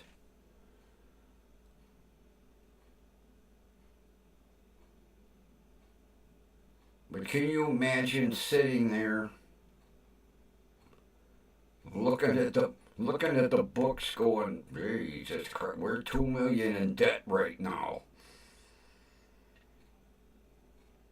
Although, look at the cost of farming equipment.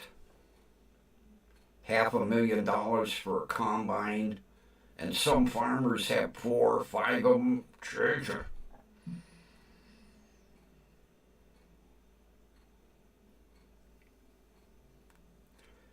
And then there was another YouTube channel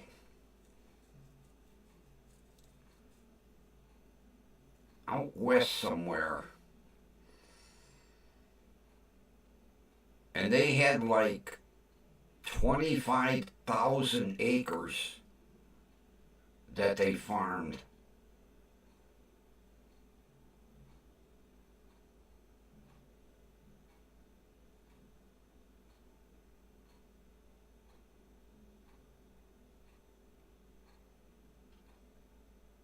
I can't remember that channel.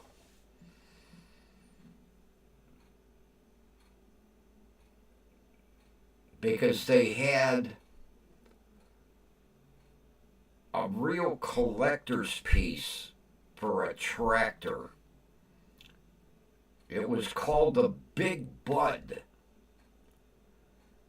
And they only built like 10 of them.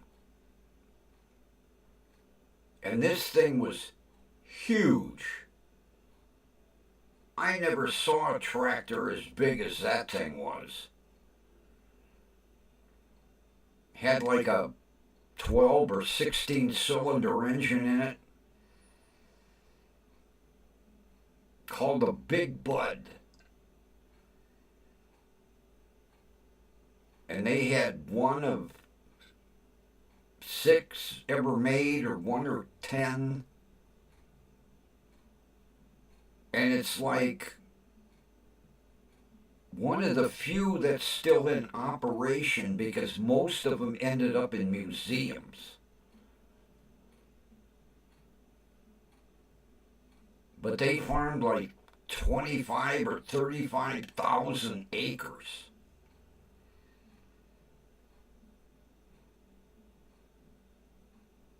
One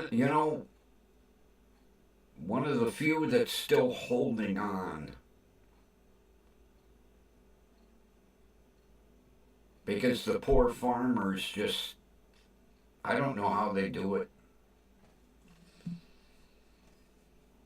Between the price of equipment, the price of seed, labor cost. But this one that out west that with 25,000 acres.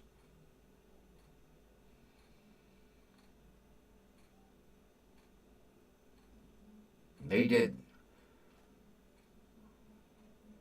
I don't know if they did corn. I know they did wheat and soybeans.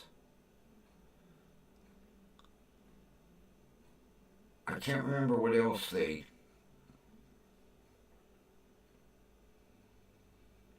But like I say, this Big Bud tractor that they have, the company only made like 10 of them, I think.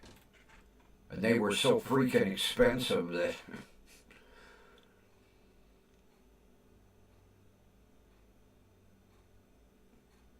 because they showed... There was one that was built that was gigundous. And that one they showed was in a museum because they went to see it.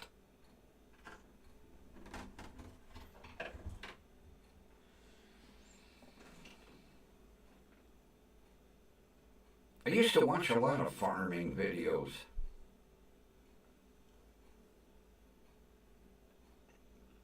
But watching that Kate girl, that was amazing.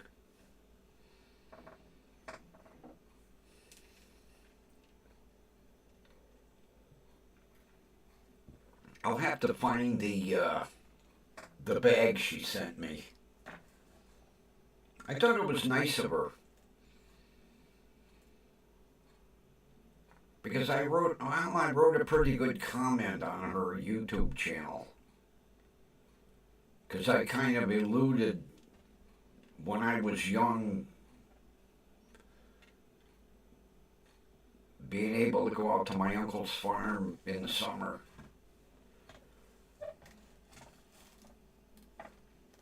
Then she emailed me back and went,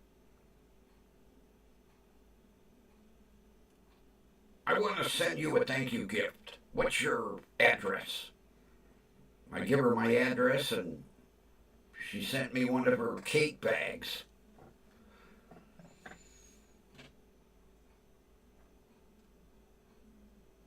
Oh, hold on a minute. Somebody's frickin' knocking on a door. Almost 9 o'clock at night. What the hell?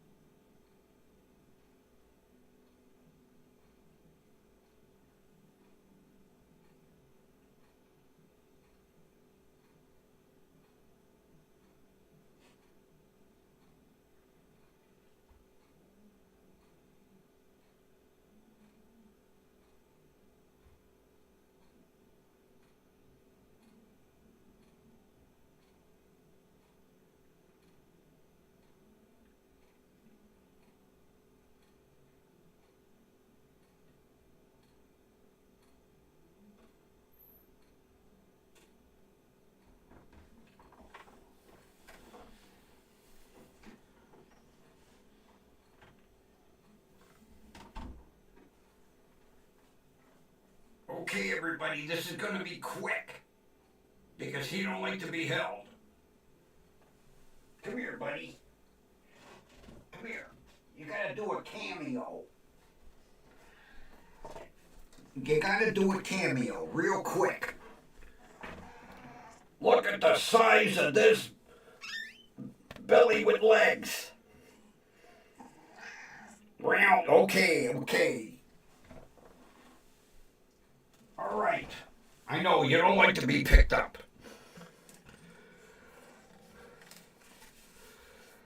A cameo, the big boy. He beat feet under the other desk.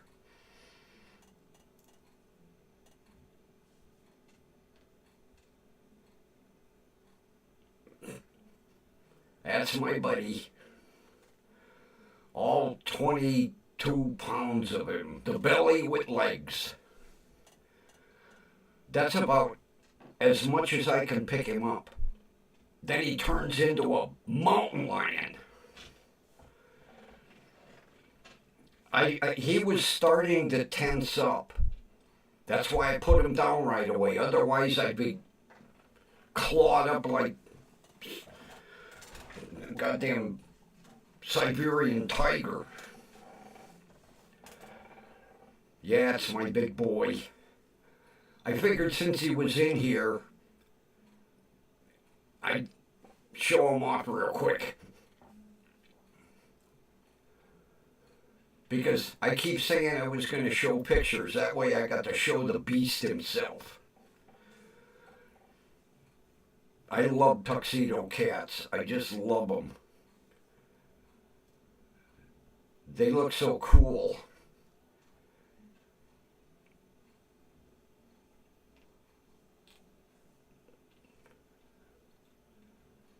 Yeah, Linda, the last time I weighed him, which was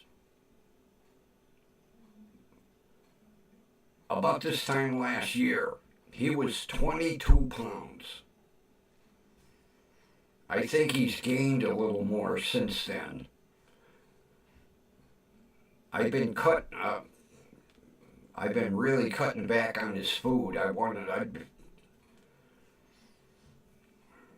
him to lose some weight. But that's my buddy. Like I say, he started this week coming in here, he lays right next to me. He hasn't done that in a long time. But can you imagine that? Laying on its back with its feet in the air.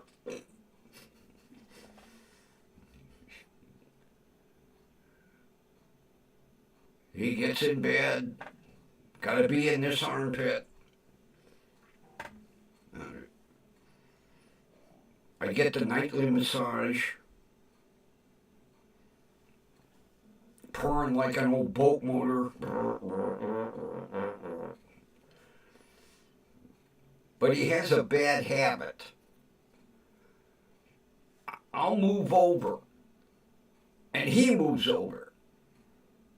And then I move over. And he moves over. And next thing I know, he's got me off the edge of the bed.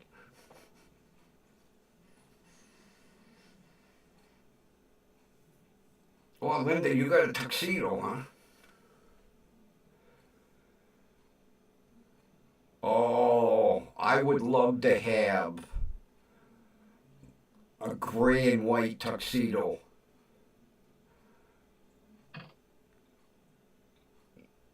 I would love to have one. The guy that used to live in Mary Ann's house, he had a gray and white tuxedo, and it was the most gorgeous. Gray and whites are unique. I mean, don't get me wrong, I love black and whites, but they're like a dime a dozen. A gray and white tuxedo really has that look about them. And I've never been able to come up with one.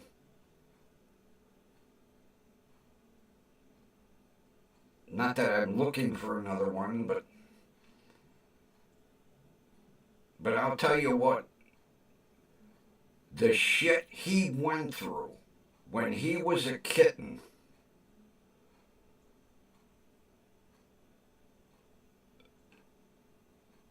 the family that had him literally tortured him. And it took him a solid year to trust me. That's how traumatized he was. Matter of fact, he didn't purr for 3 years. The first 3 years I had him, never. No matter how I would pet him or scratch him, never purr. Never. But the first year, he was so rotten. I tried giving him back to the rescue twice. And the girl was, be patient, he'll come around. Oh man, I'd pick him up, he'd shred the shit out of me. Although he still don't like to be picked up. But now he is the best cat on earth. He really is. But he's a belly with legs, definitely. My big boy.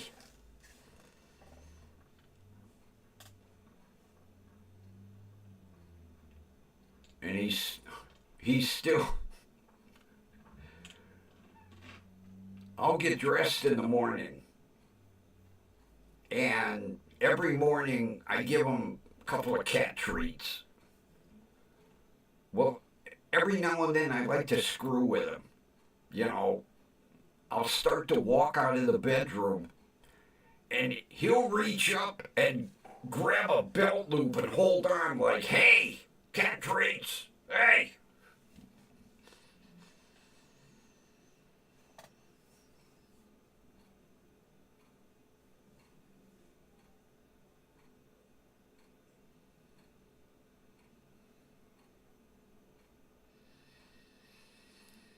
Oh, Linda, don't tell me sad stories like that. Oh, I hate hearing that. I hate when an animal passes away.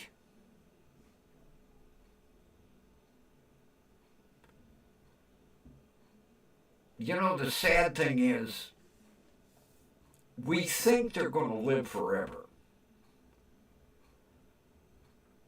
And they don't. Now, I've had one that made it to 22 years. But believe me, at the end of 22 years, he was ready.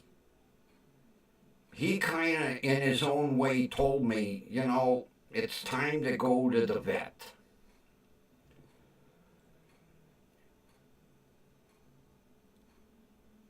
And I'll tell you what,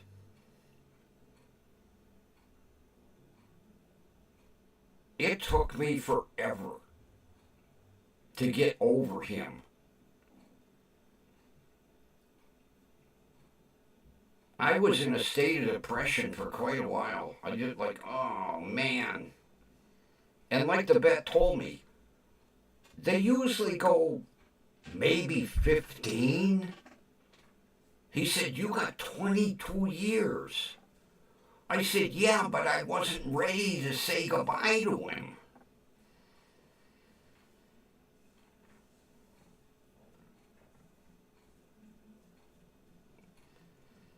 Well, I'll tell you what.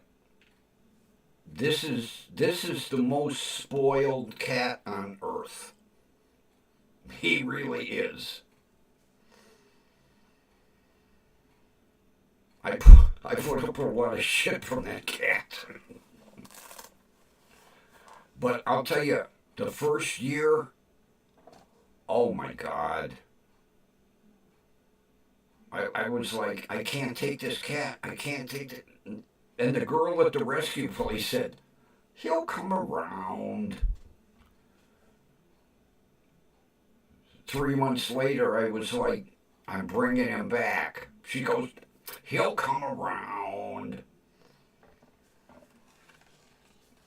He finally did. And now he's the best cat on earth. I'm just glad I was able to hold him that long to show you. Because I could feel him tensing up. Any minute the back feet were going to...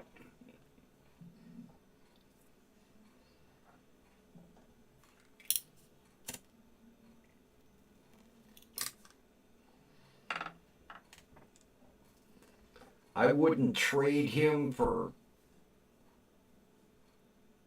all the tea in China, I'll tell you. He went from being a rotten son of a bitch to just the most adorable, loyal. Like you say, every night, right there, gotta be up in bed, right there, in the armpit. If I don't move my arm, he throws a fit. And then 4 feet in the air.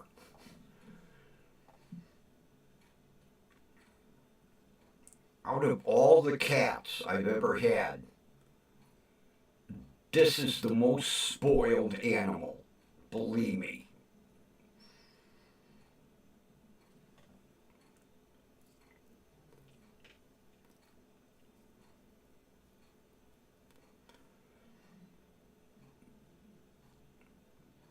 But I'd cut him way back on food.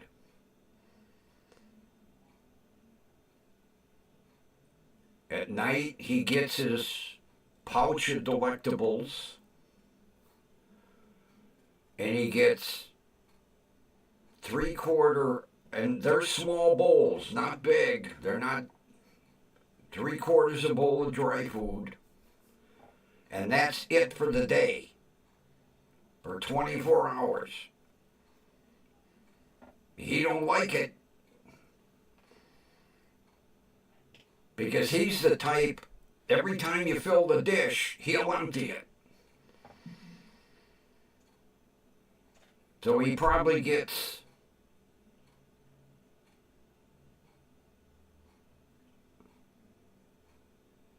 I'll say a cup. I think that bowl holds a cup of dry food. And I get him, what did I get him this last time? Meow Mix Tender Centers or Vitality Bites or something like that. Yeah, because it's got a lot of vitamins and minerals. And like you say, like when I go out to make dinner, he'll get his pouch of delectables, cup of dry food, and that's it for 24 hours. And since I got him his water fountain, he just loves drinking water.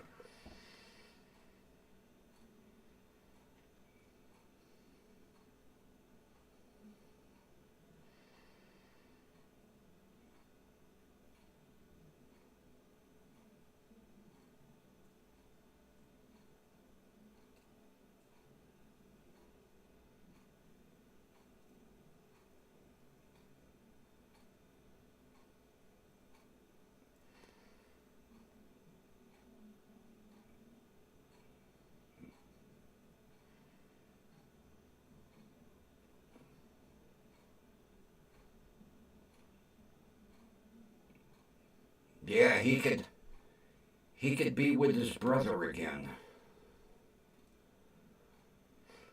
It's nice that your youngest daughter has his brother. But yeah, it'll be a dark day knowing, man, I know Linda.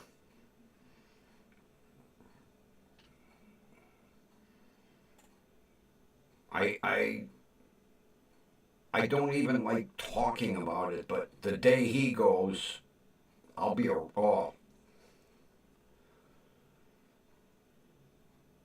wreck for months.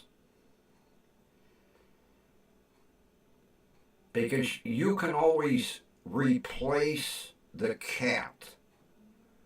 You can never replace the personality. And this cat has the most unique personality out of any cats I've ever owned. Except for that first year. Oh, God. I'll tell you what, he taught me patience. And the girl at the rescue shelter, because you ain't bringing him back. But I'd call her and she'd go, he'll come around.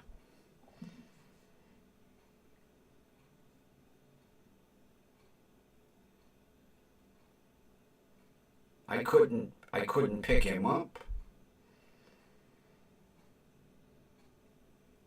I couldn't even pet him. I don't know what those kids did. If I would pet him and run my hands down his back or his side, he'd bite the fuck out of me. He did not like being touched anywhere on his body, except under his chin. That was it. But when I heard the horror story of what they put him through, I could kind of understand why he wasn't trusting.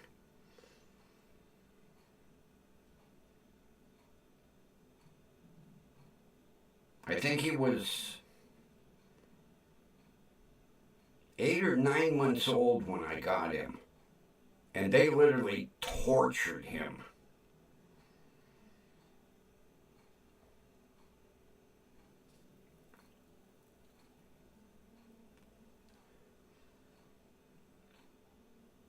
They would take him up on the second floor, hold him upside down, and drop him.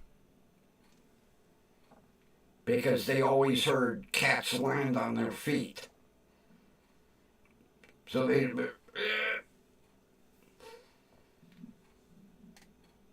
I'm surprised he didn't have a shitload of broken bones. I really...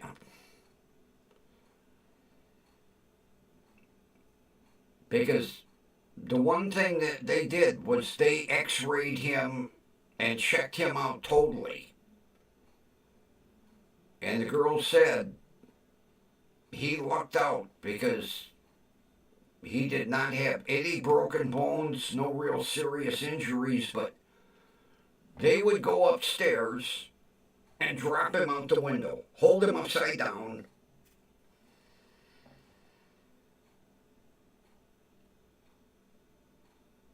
And the youngest was,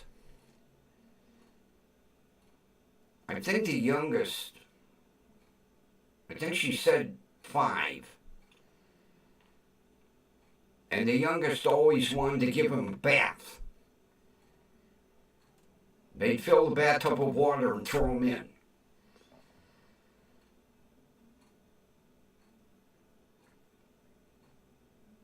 I think maybe that's why he tried to empty every water bowl, because I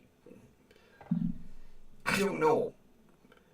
It took forever to break him of playing in water. If somebody left the toilet open, he'd empty it. There'd be water everywhere.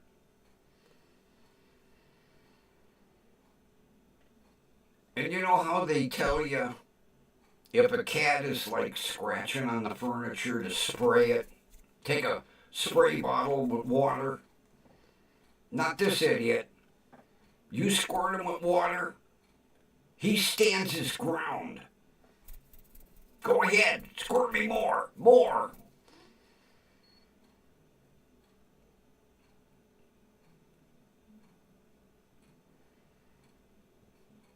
Crazy. But The most unique animal, I'll tell you.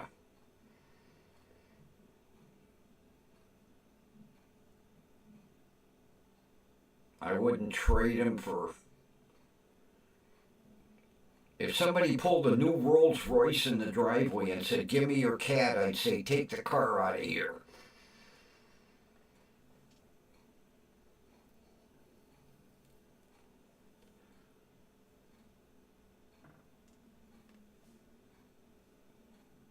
And it's a riot that that cat my son's got. 4 pounds. 4 pounds. Looks like a kitten. When she stands next to him, she looks like a rat. He weighed her recently. She's still 4 pounds. She's 5 or 6 years old now.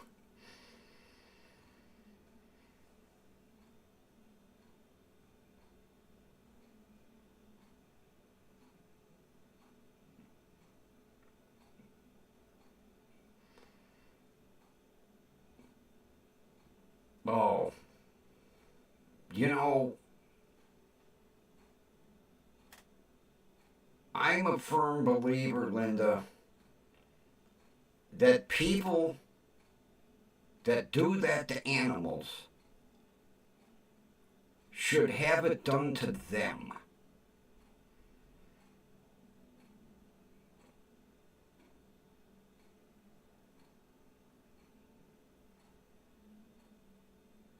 That's what really irritated me to no end about that goddamn court case that Judge Boyd had recently with that girl that was beating the shit out of that puppy. And that goddamn defense attorney, well, you have the right to reprimand your animal. And they had the video that the neighbor took of her beating that puppy. And this defense, I don't know what hole in the wall that she crawled out of. She defended that girl down the line and did it for free. She took that case free. I guess maybe she's trying to set some precedent. Because the girl got charged with animal cruelty and something else, and a felony. And this attorney was arguing and cited like 5,000 different, oh, you have the right to reprimand your animal. Well, there's a difference between going, don't do that no more, and taking a belt and holding it by the collar and beating the shit out of it.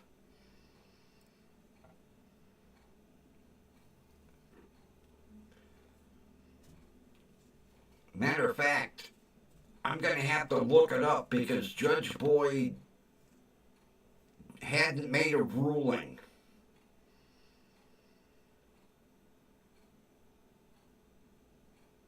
They wanted the case dropped.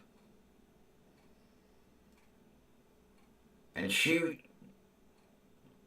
was taking it under advisement. And I can't remember if they scheduled it. I'm going to have to look that one up.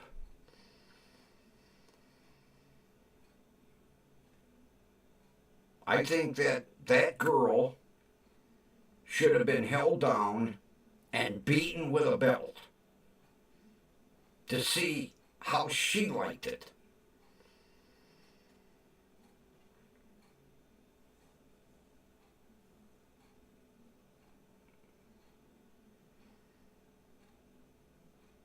Oh, I'm getting my blood pressure.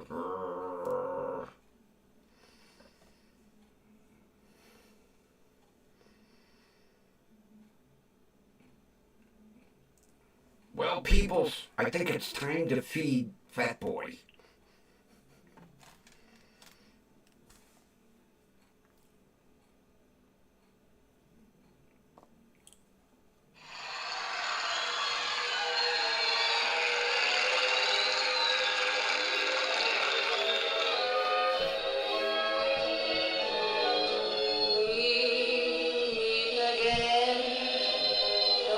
Oh, we know where, right here, WDWL TV.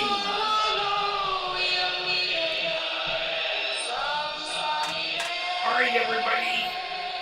Thanks for being here with another great night of interesting conversation. And we will meet again tomorrow night. And everybody, enjoy the rest of your evening. Take care.